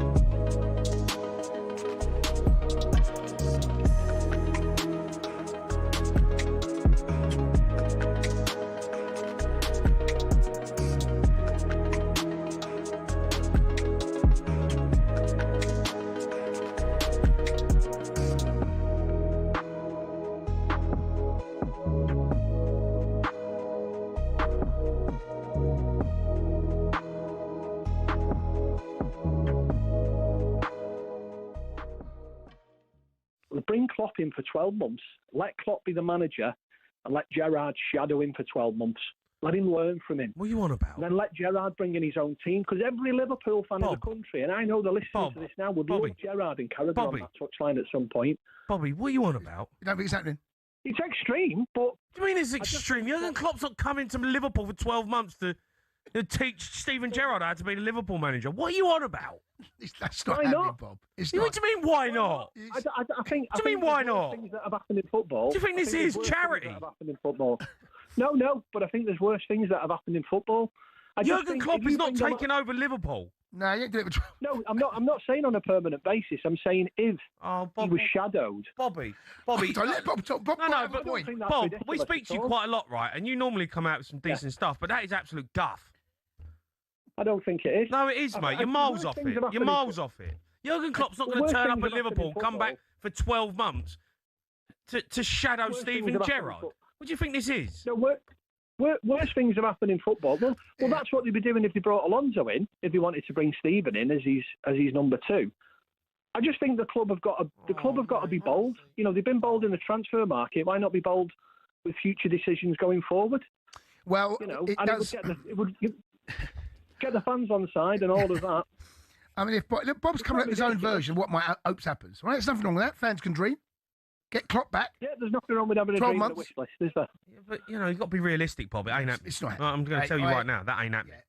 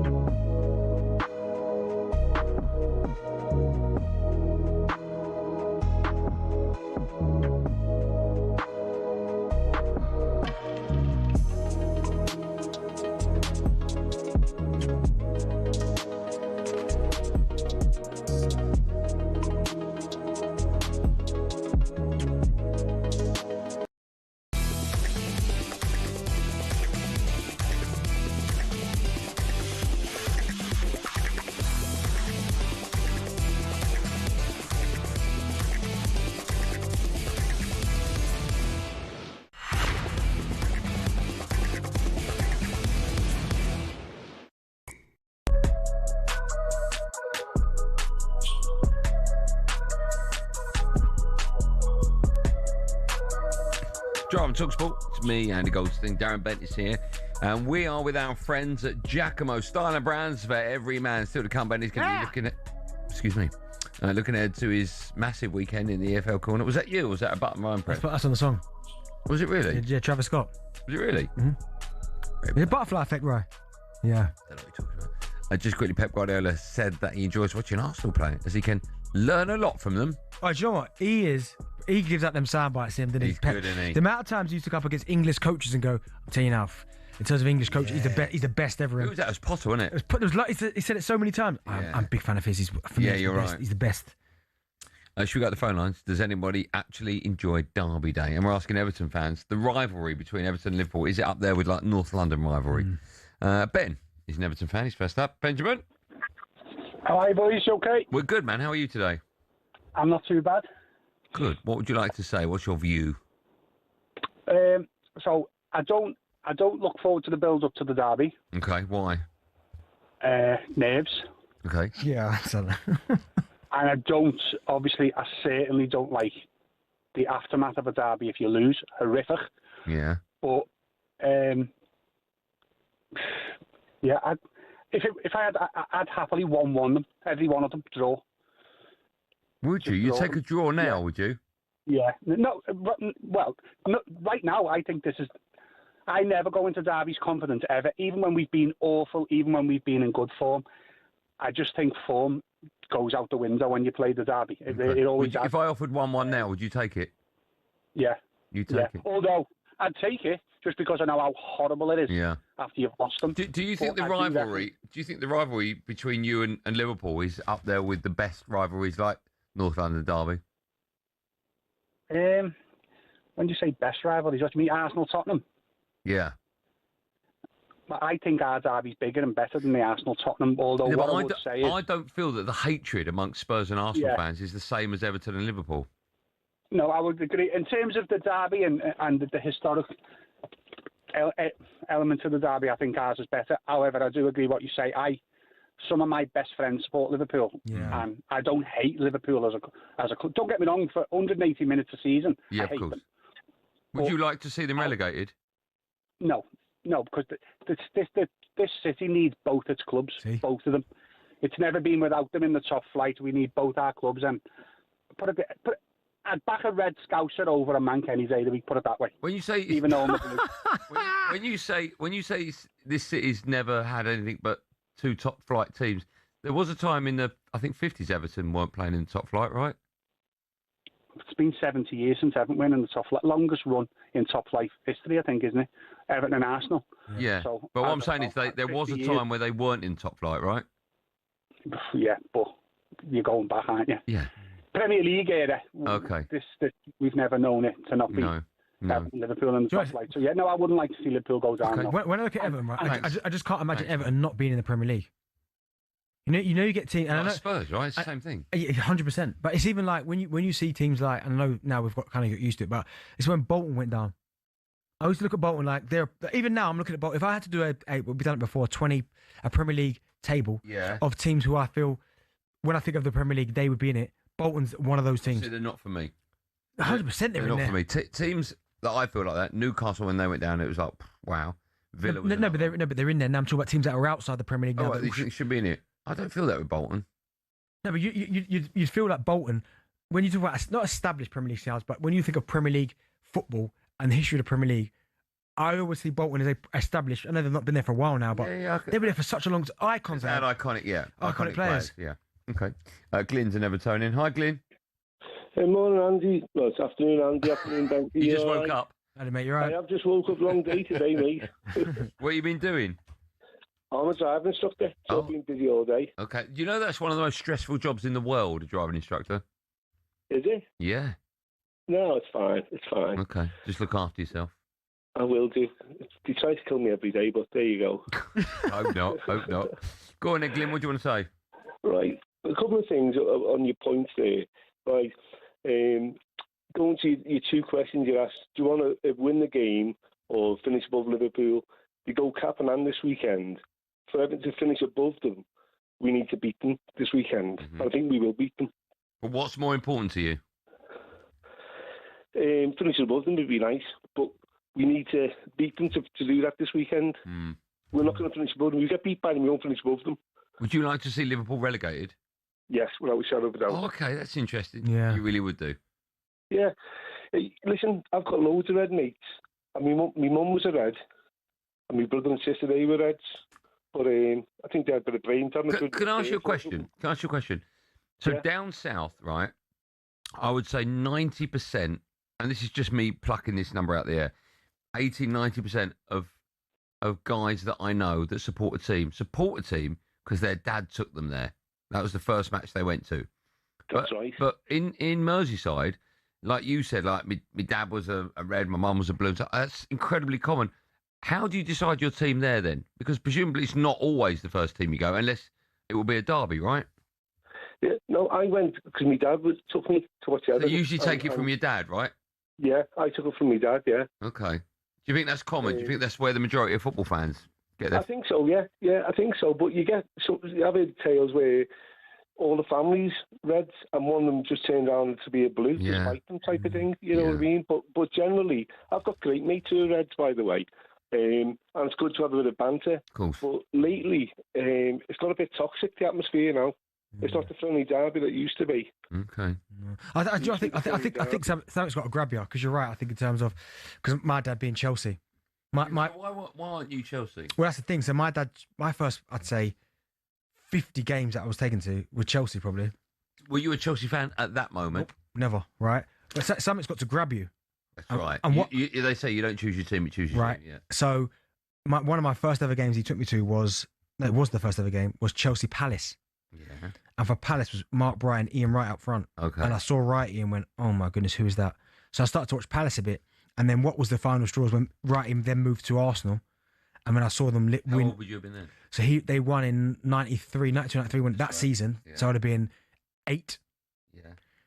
And I went, oh my goodness. The kit, the celebrations, the goals, the boots that he wore. I said, no, that's my team. Arsenal, that's my team. Yeah. And from then that was it. But it was right. I saw him play and was like, oh my goodness, what am I watching here? Yeah. That's rare that you would go to football with your dad and not choose his team. Yeah. Matthew's a Leeds fan. Hello, Matt. How you doing, boys? You all right? I'm good. How are you? Yeah, very good. Happy it's Friday. What are you doing tonight? I'm relaxing. It's been one of them weeks, so okay. I'm looking forward to put my feet up and doing a whole lot of nothing. What's the food tonight? Because I was thinking, what am I having for dinner tonight? What are you having? Do you know what I'm thinking? Is takeaway. Thinking there's a lot of nice Chinese in Liverpool, so yeah, I'm thinking we go for a takeaway tonight. Beautiful. But yeah, what about you boys? I think fish and chips, haddock and chips, should I say? I've already said curry. I think I might go for a curry tonight. I do like a Friday curry. Lovely. Yeah. Yes, I thought this was a really interesting topic. I'm driving home and I'm hearing about, the Merseyside derby, and I'm not from Liverpool, as you can probably tell, but my missus is a big blue. Yeah. So I kind of have that outside point of view, you know what I mean? And it's definitely one of them where they love to hate each other. I think it'd be lost without each other, but at the same time, they definitely do hate each other. Yeah. Yeah. Okay, who's your team? I'm a Leeds fan, mate. You're a Leeds fan, okay. Would you like to see our team get relegated? You know what? If it means we stay up, I probably would. Wow, don't ever say that to her. No. No, that's just between us. Keep that, yeah, you, me, and the 1.3 million listening, all right? Have a nice weekend, Matt. Thanks for your call, pal. Cheers. Thanks, man. Would it ever bother you, when you were dating back in the day, would that ever bother you? No. Come on now. Why? God, I don't know. I said nothing bothered you back then. Still to come, Bent is going to be looking ahead to a massive weekend in his EFL corner. But first, a time for no Googling. A bit of time for no Googling. We want to know who has made the most appearances in a Merseyside derby. Must have one of them boys, isn't it? What? That Carragher, people like that. No, it's not Carragher. No, but that type of team. I bet he played with them boys. I think their careers overlapped, but not at the same time. Okay. Yeah. The answer to that, I'll give you clues, 41 if that helps. 41 appearances. The answer to that, boys. Oh, just carry on. Have you got it? No. Okay. It's coming up right after this.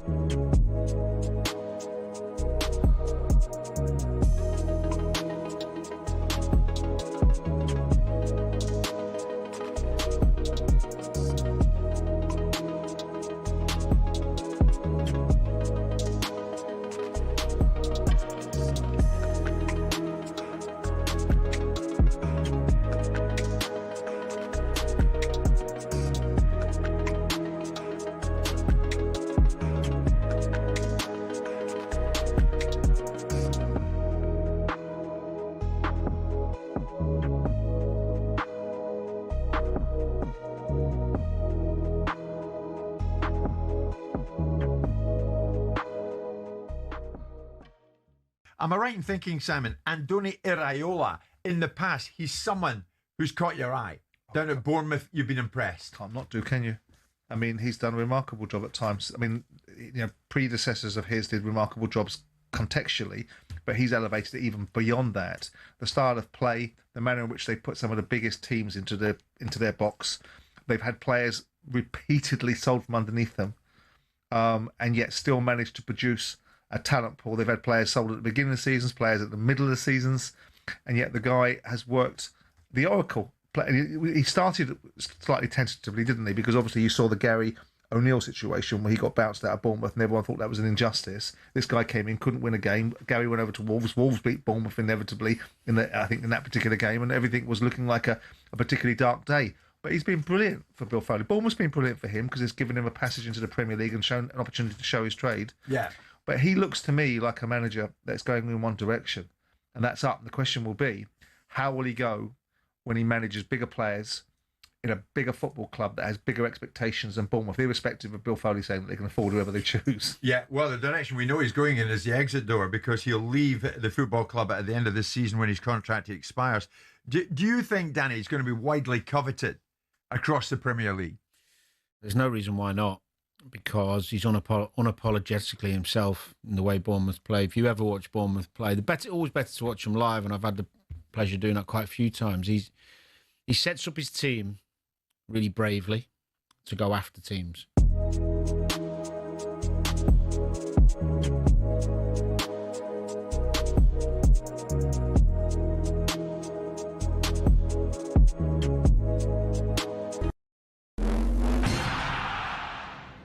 talkSPORT understands Bukayo Saka will not feature in Arsenal's huge title showdown with City at the Etihad on Sunday. So without their star boy, can we expect a Premier League thriller? Watching Arsenal's not entertaining, with respect. So I think it's up to Manchester City to provide the entertainment, because I agree with Gabby. I think we're going to see quite an attritional game plan from Mikel Arteta. I'm struggling to see anything other than a Manchester City win. Our chief football correspondent Alex Crook there, of course. Meanwhile, Mikel Arteta's been cagey or savvy in responding to questions from talkSPORT's The Moose, Ian Abrahams. Who's under more pressure on Sunday? You, because you're out in front, you've been out in front for a long time, or City because they're trying to catch you? Who is more privileged to be in this position? I think that's the question. Okay, who's more privileged to be in this position? I don't know. I feel very privileged. Arne Slot spoken for the first time since an Achilles rupture ended Hugo Ekitike's promising first season and his World Cup hopes. Devastating for him, coming to a new club, having so much impact straight away, playing against your former club in the quarterfinals of the Champions League. With so much more to come for him in the summer. Liverpool take on Everton in the first Merseyside derby at the Hill Dickinson on Sunday. And Andoni Iraola's insisted he hasn't got a new club lined up after it was announced he's leaving Bournemouth at the end of the season. And another departure news for the Cherries. We understand Spurs have agreed a deal in principle with Marcos Sensei on the assumption they remain in the Premier League next season. We shall see. Plenty more at talksport.com.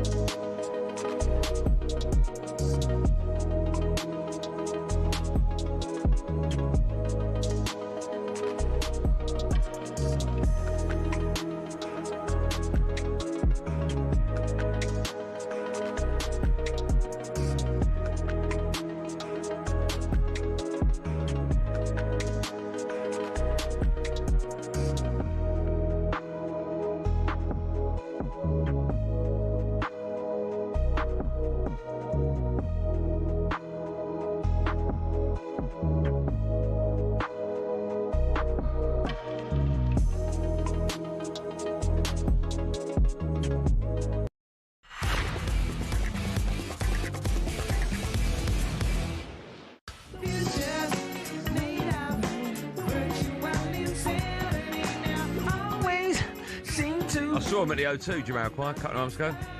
The group? You saw the group, Jamiroquai? I saw him.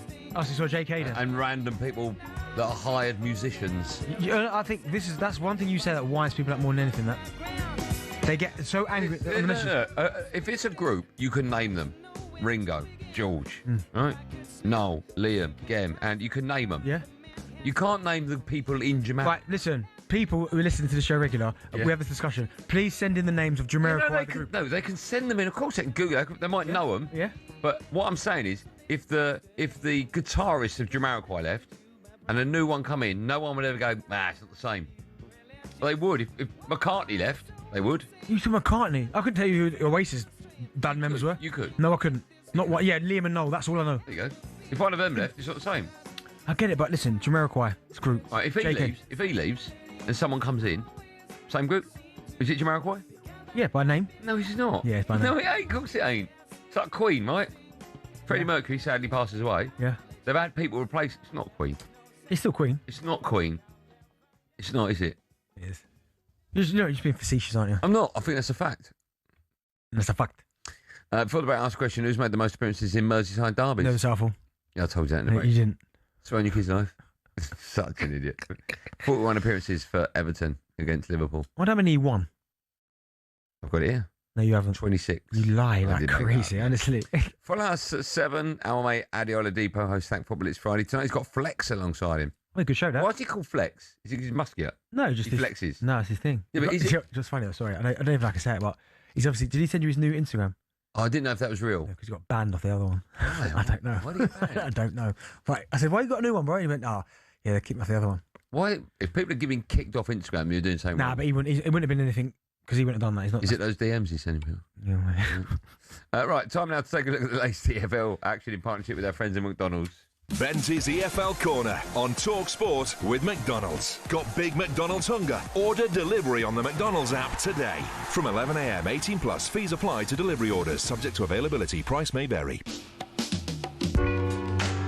Yes, Bentley's EFL Corner, where we take a look at the big old stories from this weekend in the EFL across the talkSPORT network. Let's start with Coventry, because they will be promoted to the Premier League, the promised land, if they avoid defeat away at Blackburn. This game you can hear live on talkSPORT 2 tonight. Their gaffer, Super Frank Lampard's been speaking to talkSPORT ahead of the game, and he was asked if he's looking forward to celebrating promotion. I am of the type that if I presume victory, I don't like it. I don't like that. I know it's going to be a tough match, so I don't think too much of that. I think it will take care of itself, and having 7,000 fans there will certainly help it take care of itself if it happens tomorrow night. My experience of it is always fantastic, and it should be. I found as a player, in reflection on some occasions, I didn't take it in as much because I started to worry about the next thing straight away. As I got a bit more mature, I guess, through my career, I understood more about how important these moments are, and they don't come around a lot, and how hard they are to get to. What an amazing achievement it's been. I mean, if they don't get promotion tonight, they're going up. That's a fact. It's just a question of when. What an unbelievable job he's done there. I personally think the turning point was at Middlesbrough. Yeah, when they beat Middlesbrough, yeah. Because they were going through a bit of a dip round there. Yeah. And they pulled it back. And was it 3-1? 3-1 in the end, yeah. Yeah. No, do you know that's what? Been the difference. They've done. He's done a wonderful. Do you know what it feels like to me? With Frank Lampard, is that a lot of people have questioned him, got the Chelsea job, did okay first time around, maybe not the second time, didn't go very well for him at Everton. Derby as well. Derby, they didn't get him promoted. That's right. It almost feels like this is the coming of age of Frank Lampard as a manager. Yeah. Like, of course, some Chelsea fans would say he did a decent job the first time around because it was Thomas Tuchel took over his team that went on to obviously win the Champions League. But it almost feels like for me, for Frank Lampard, this is his, okay, he's a manager. I agree with you. I can do it. Yeah, I can do it. And even to himself, but Coventry have been so impressive this season. I mean, what helped is the monster start they had when they were just slapping teams left, right and centre. But I know that he obviously wants to get promoted tonight, of course, but there's nothing like getting promoted at your own home patch. But they're playing against the side Blackburn, unfortunately, that just can't sit there and go, do you know what? Because they need a point, right, for survival. They do. Exactly that. So I just think for Frank Lampard, he'll want to go there, get the job done, and then when you play your next game, that's when you can start to celebrate. But what a job he's done. Yeah. What will the score be? 8 p.m. Live on talkSPORT 2 tonight, Blackburn against Coventry. I'm going to go 2-1 Cov. Okay. Right, let's move on to a huge game actually at the bottom of the Championship, live on talkSPORT 2. Portsmouth, they're unbeaten in their last 4 games. They have won their last 2, which has moved them 4 points clear of the relegation zone. They host Leicester, who sits second from bottom. 5 points from safety with just 1 win in their last 16 games. Their boss, Gary Rowett, has been speaking ahead of this game. He said they're determined to get out of trouble. Therefore, we're in a position we don't want to be in, so we've got to do something about it. And the only thing you can do about it is concentrate on winning the next game or doing everything you can to win the next game. And I've said it before, if other teams win around us, good for them. They're doing their job. They're doing what they need to do for their own clubs and their own fans. So we can't rely on other people. Of course, sometimes it's nice if results go for you, but ultimately, we've been in that position for 3 or 4 weeks now where we need to win the game ourselves. Oh, my dear. Can you see Leicester getting out of this mess? It's a tough one. I mean, the points deduction came at the wrong time. Yeah. Just completely kind of sidetracked them, would you say, wouldn't you? I mean, they were doing okay, but I mean, at the minute they can't buy, win a few draws and a loss to Swansea at the weekend. They need it. Can I see them surviving? It's going to be incredibly difficult for them. I mean, they've got some tough games coming up as well because they effectively got Portsmouth next door in good form. Yeah. They've got Hull who are fighting for playoffs. They've got Millwall that are fighting for playoffs. And they've got Blackburn that are fighting to stay up. So I know Blackburn might be safe by then, but they've got some difficult games coming up for Leicester. And I'm sure Leicester fans can't quite believe what's happened to them in the last 10 years. What you mentioned Portsmouth, of course, their opponents tonight. What tomorrow, rather. What do you think has happened to Portsmouth recently? Because unbeaten in, 4? They've won their last 2? Won their last 2, yeah. Do you know what? It's just a little bit of confidence. You have to say a little bit of confidence, getting the selection right, getting the system right. But you know, it's like confidence in that division is massive. And the biggest thing I think in Championship football is momentum. I think when you're in a spiral and you're getting beaten, you can't win a game. 2 games can turn into 4, 6. But the moment you they nicked a draw against Norwich, right? After getting smashed by QPR 6-1. Then they got another point against Oxford, which it's not the worst result in the world, even though you're both fighting relegation. But you beat Middlesbrough away from home. All of a sudden you go, hold on. Then you beat Ipswich at home 2-0. Momentum. Just keep momentum. And that's why I don't mind the Tuesday, Saturday, because the games are coming thick and fast. If you're winning, it's good. If you're losing, it's terrible. It's unbelievable. Yeah. Go on, what's going to be 12:30 tomorrow live on talkSPORT 2. Portsmouth v Leicester. Portsmouth win that. I like Kobe Bishop. I do. I really like him. I know he's only got 3 goals this season, so probably pick him. What? But there's something about him I do like. Okay. What's going to be? 2-1. Tomorrow, the live games continue at 3 o'clock, live on talkSPORT 2. You can hear Swansea against Southampton. Southampton, they've moved up to 4th now, 3 points outside the automatic promotion spots after winning their last 5 league games. They smashed Arsenal as well in the FA Cup. And meanwhile, Swansea, they are 40th. Are you fully expecting another Southampton win here, D? I am, yeah. I mean, they are absolutely motoring, Southampton. I mean, motoring. I mean, they've won their last 7 in a row. Like, just, and Arsenal's included in that. But I think the impressive one there, other than beating Arsenal, is when they went to Wrexham and completely dismantled them. Yeah. Like, completely dismantled them. Apart. I expect Southampton to win this. I really do. They've got the bit between their teeth. And if you're, obviously like myself, like Ipswich Town connected to the football club, I know they've got a game in hand, but I'm thinking, hold on a second here. For whatever reason, if Southampton win, that puts them on 75 points, right? That's equal with Ipswich. And Ipswich still got the game in hand, and we'll have 2 after that. But if Ipswich don't win, Southampton might nick that second spot. I hope it doesn't happen. I don't think it will happen. Yeah. But momentum's Sure massive. You don't. What will the score be tomorrow? Live on talkSPORT 2, 3 o'clock, Swansea against Southampton. 3-1 Southampton. Okay. That's it. That's all we got time for in this section of the show. Last bit, Ipswich Middlesbrough. You know. Have we got time for that, Joe? Yeah, we've got a good 5 minutes for that.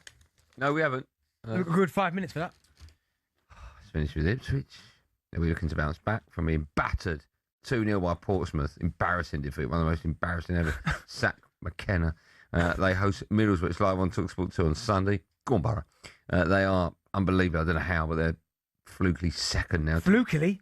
2 points ahead of Millwall. Go on, the Millwall in third. Also got a game in hand and then maybe recount there. Middlesbrough have been in free fall recently. Very bizarre what's happened to Borough. 5th now without winning their last 6. That's a little bit bizarre, isn't it? It's bizarre, but it's also one of those where pressure, and you start to... You think that's what it is? Yeah, of course it is. It's always pressure. When you get towards the end of the season and you can feel the teams like Southampton coming up behind you, at one point Middlesbrough had the chance to go top.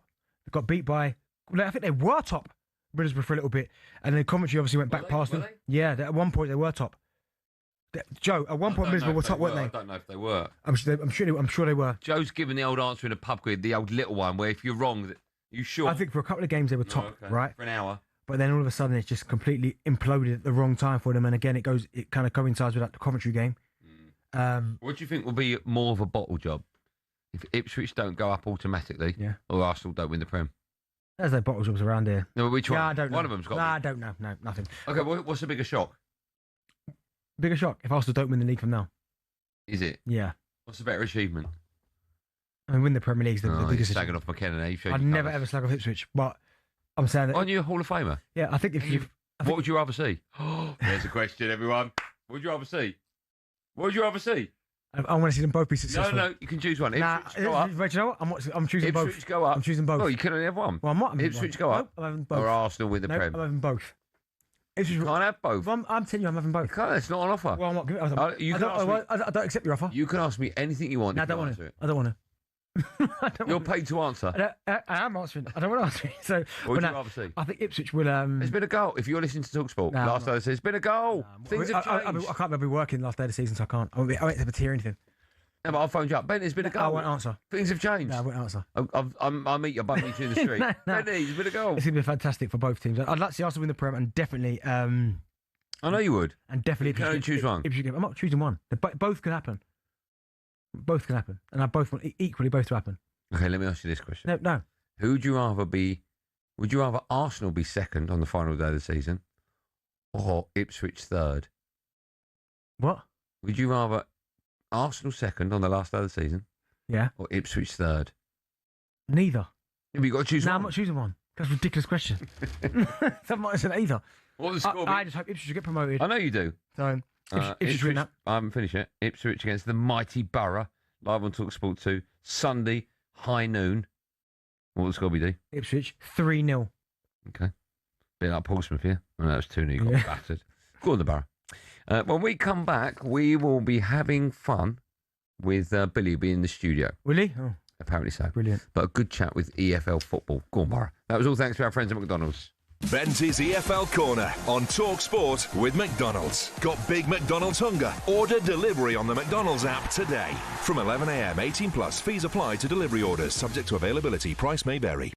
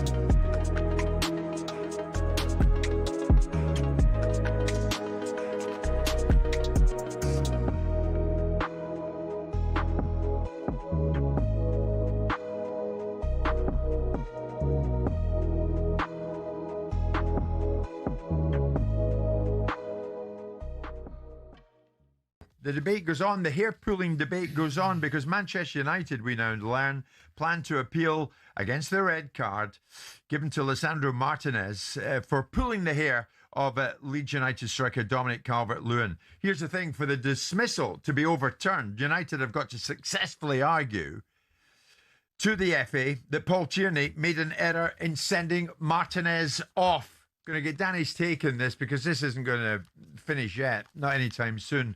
Michael Carrick said this about the sending off and the incident. Shocking decision to send Leach off. It's 2 games in a row we've had decisions like that go against us, but that one I have to say was one of the worst I've seen.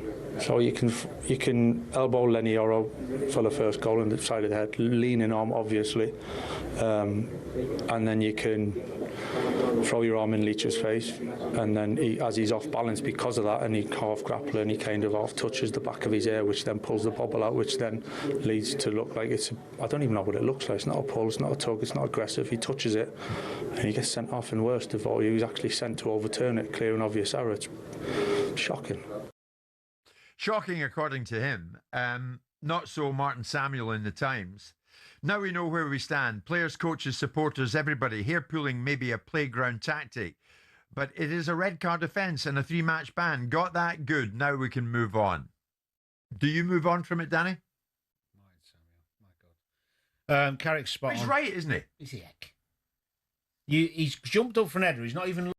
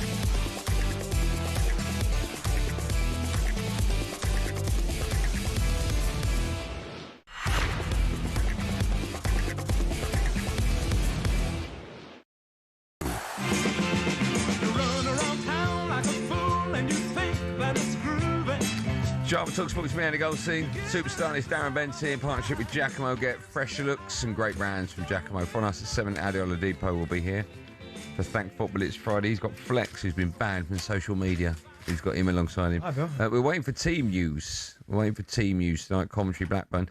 Whilst we're waiting for that to come in, we can, of course, do the end of show quiz. Guess who's in the studio, everyone? You can't get his phone out of his pocket. Bill, What are you doing, Bill? Look at his phone out of his pocket. We'll wait for your mic to come on. Come on, Jack. Put his mic on. There you go. You had a good day? Yeah, really good, thanks. Who cares? Oh, wait, Bill. You? Why don't you get his phone out of your pocket? What's happening? No, never mind. What are you doing? Why are you taking pictures of me and Bentley? I know. And it was touching my pocket. Was he? Yeah. Okay, you can speak to people about that. Yeah, well. Giacomo, get some new jeans. Oh, really? Is that right? What you been, out there? You've been boozing? What have you Have you been on the booze? Hey, what a grass, yeah? What have you been doing out there, If mate? you're old enough, you've got to be 18, sure. Oh, yeah, sorry. No, nothing. Just the apple juice. What are you doing the weekend, Bill? No one cares, mate. Why'd you answer that, you silly man? No, what are you doing, Bill? Yeah. Well, no, what are you doing? Probably we don't watch care, mate. Football. Right, should we get on with the quiz? Yeah. You're in here for one reason only. Yeah. Do you know what we're doing? Yeah, it would help, wouldn't it? Bit of guess the intro to finish the week on. Oh, we like that. Okay. You'll hear the start of a song. You and that works, Bill. We got. I'm more confident about this. Might have new listeners. I walked up there and Bill went, "You enjoy a guest intro today," and laughed. So You set him up. It's not really guess the intro. It's guess the song from the intro. I'll change the name. Guess the song. Guess the song from the intro. That should be the whole title of it. Yeah. I need the artist and song for 1 point. All right. It goes on. you got to take the first answer as well, but he yaps first? up. Andy, do you want to go first? Just because you're first on the list. Yeah. Okay. Yeah. Oh. Don't let him see. Okay. Yeah. Here we go. Right, I love that. She's Electric. Oasis. Yeah. Good start. Good start. Right, a bit longer on mine, right then. Yeah. You've already told him before. Yeah. That's what I'm doing. 1-0. Bent, you ready? Yeah. I know what that is. I know what that is. They got an offer. Oh yeah. It does go on offer. I know what that is. Show me love. Who sings it? And it's about you've got I to know it. show me love. Quickly. No, I did, but. Robin S. It is Robin S. Yeah. Come on. Yeah, but he doesn't get all the can't got the songs. He don't get the point. Yeah. I don't know what the rules are around that. Well, you make them up. Half a point? No. Nah, half points confuse me. So Thanks, still 1-0. Right. Round 2. Bum, ba, ba. I know the song, but I don't know who sings it. Dun, dun, dun, dun. I know you know. I'm taking this, Bill. Candy Store. I take it to Yeah, the okay. Candy Yeah, Store. yeah. And it's by Candy's 50 Cent. Wrong. 50 Cent. Candy Shop. It is Candy Shop. 50 Cent. I got the artist, so he did. doesn't get the point. Yeah, no, you did well. Let's hold for a moment because over on talkSPORT 2 tonight you can hear where the commentary can seal promotion to the promised land. They're away to Blackburn. Teams are in. John Dunn can tell us more. Evening, John. Good evening. Yeah, point enough for Coventry to mathematically secure their promotion back to the Premier League after a 25-year wait, a period that has stuck them to League One. Home games at Birmingham and Northampton, but under Frank Lampard, they have stormed the Championship. Highest scorers with 84. They've won 8 of their last 11. They make 2 changes tonight. Bobby Thomas and Ellie Sims coming in for Brandon Thomas Asante and Haji Wright. Also, an important game for Blackburn, who are just 4 points from safety with 3 games left to play. They've only been beaten once in their last 6 games. 3 changes for Blackburn with Erin Cashin, Yuki Ohashi and Reo Morishita coming in. They are replacing Matthias Jorgensen, Harry Pickering and Nathan Redmond. Commentary with Mickey Gray and Mark Wilson on talkSPORT 2. Kick-off is at 8 o'clock from Ewood Park, Blackburn and Coventry. Cheers. You nearly forgot commentary there. Thanks, John. Huge game of football. Still 1-1. Yep. Is it 1-1? No, it's 1-0. No, 1-0 to me. Yeah, it is. Yeah. Candy Shop. Loser. Benty's round 2 Candy to come. Here we go. That is. Oh my take goodness. time. Jay Huss. Did you see what I done? Came in a black Benz, left in a white one. You don't want the whole song, son. Hey, listen, I need to Just shut tell up. me the answer. Where's my answer? I need to shut up. Right. I need to hurry for an answer here, Benty. It is. I can't remember what it's called. Well, then you can't get it. Yeah, I can't remember what it's called. It's Jay Huss, just called Did You See? Yeah. I know it was Jay Huss. I said Jay Huss. Well, you need. We should get him in, Jay Huss. I like Jay Huss. Yeah. Get him in. Get him on the phone, Joe. Can you do it quickly like that? Still 1-0. Yeah. Round 3. Okay. Here we go. I don't like this. Do it again. Sorry, he was No, I wasn't not talking. Yeah, brilliant. Come on, Andy. Come on. Come on. I can't. I don't care anymore. It's just a rubbish game. Earth, Wind and Fire. And the tune is September.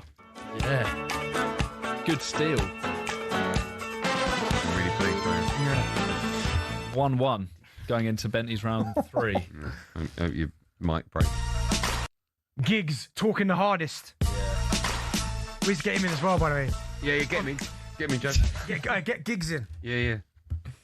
2-1 Benty. Whatever. After 3 each. Okay. How many rounds we got, Bill? I did pick that. Bill, I'm going to do your high five. Yeah. How many rounds we got, Bill? 3 rounds left. That's favouritism there. You should show none of it. You don't see Tarrant doing that, Millionaire. Go on, carry on. No, these are not my music. These are not my people. Big artists. Do it again. Do it again, mine. I think I know that. Yeah. Elton John. Oh, no, it's definitely 100% not Elton John. It's 100% not Elton John. Go on, I don't know who it is. It can go on off into Benny. It's not Elton. Elton John. No. Crocodile something. No, it's not Crocodile. Crocodile Run. No, Crocodile Rock you're thinking of. It's not that. It is Crocodile Rock by Elton John. Benny, you were so close to stealing that. Oh, you're winding me up. Absolute garbage. That was it. Do the first bars of that again. Let it play out. And then maybe. How'd you get that? You've been told. You're such a cheat. Absolute garbage. Ready, Bill? There ain't no way he didn't even know your song. He's only going to know. That's my favourite Elton John song. Absolute Crocodile Rock. garbage. Right, I'm ready. No, I'm not having it. Yeah, Return of the Mac, Mark Morrison. No, I'm not having it. Come on! Why are you cheating? No, 3-1. Why would you do that?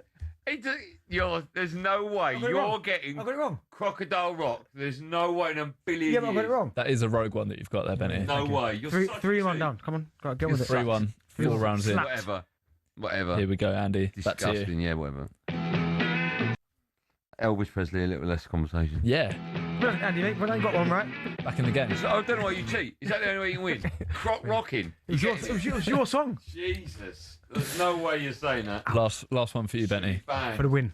You ready? Yep. Right, I know. If you get that, it's fixed. I'm going home. I know it. I'm going to go Genesis. Right, I'm going. See you later, everyone. Have a nice weekend. See you later. What? There's no I'm going home. All right. Yes! No, Physical touch. Come on, Genesis. Absolute garbage. I love Phil Collins. Absolute garbage. My headphones are out now. Just a second, I'm done. Come on. Thanks for listening to the Drive all week. I'll be back at the same time next week. I don't know if Andy will, but thanks for listening. And as Andy would say, be safe, everyone. Be safe.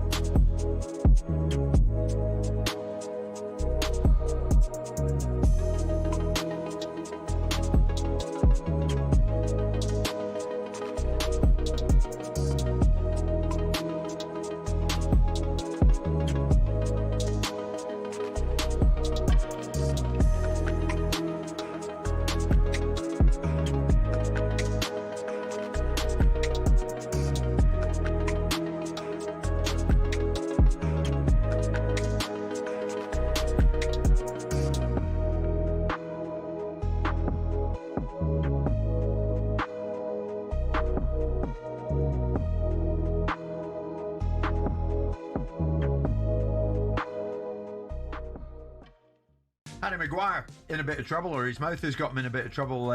Simon, the Manchester United defender, of course, now hit with a one-game suspension. He misses the match for United at Chelsea on Saturday. The FA ruled that he swore at the fourth official, Matt Donoghue, following his sending off at Bournemouth last month.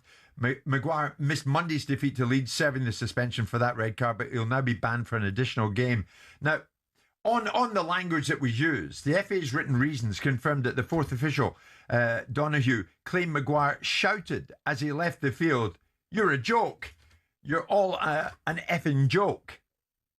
Maguire insists he didn't insult the fourth official, instead claiming he said something along the lines of, "It's an effing joke."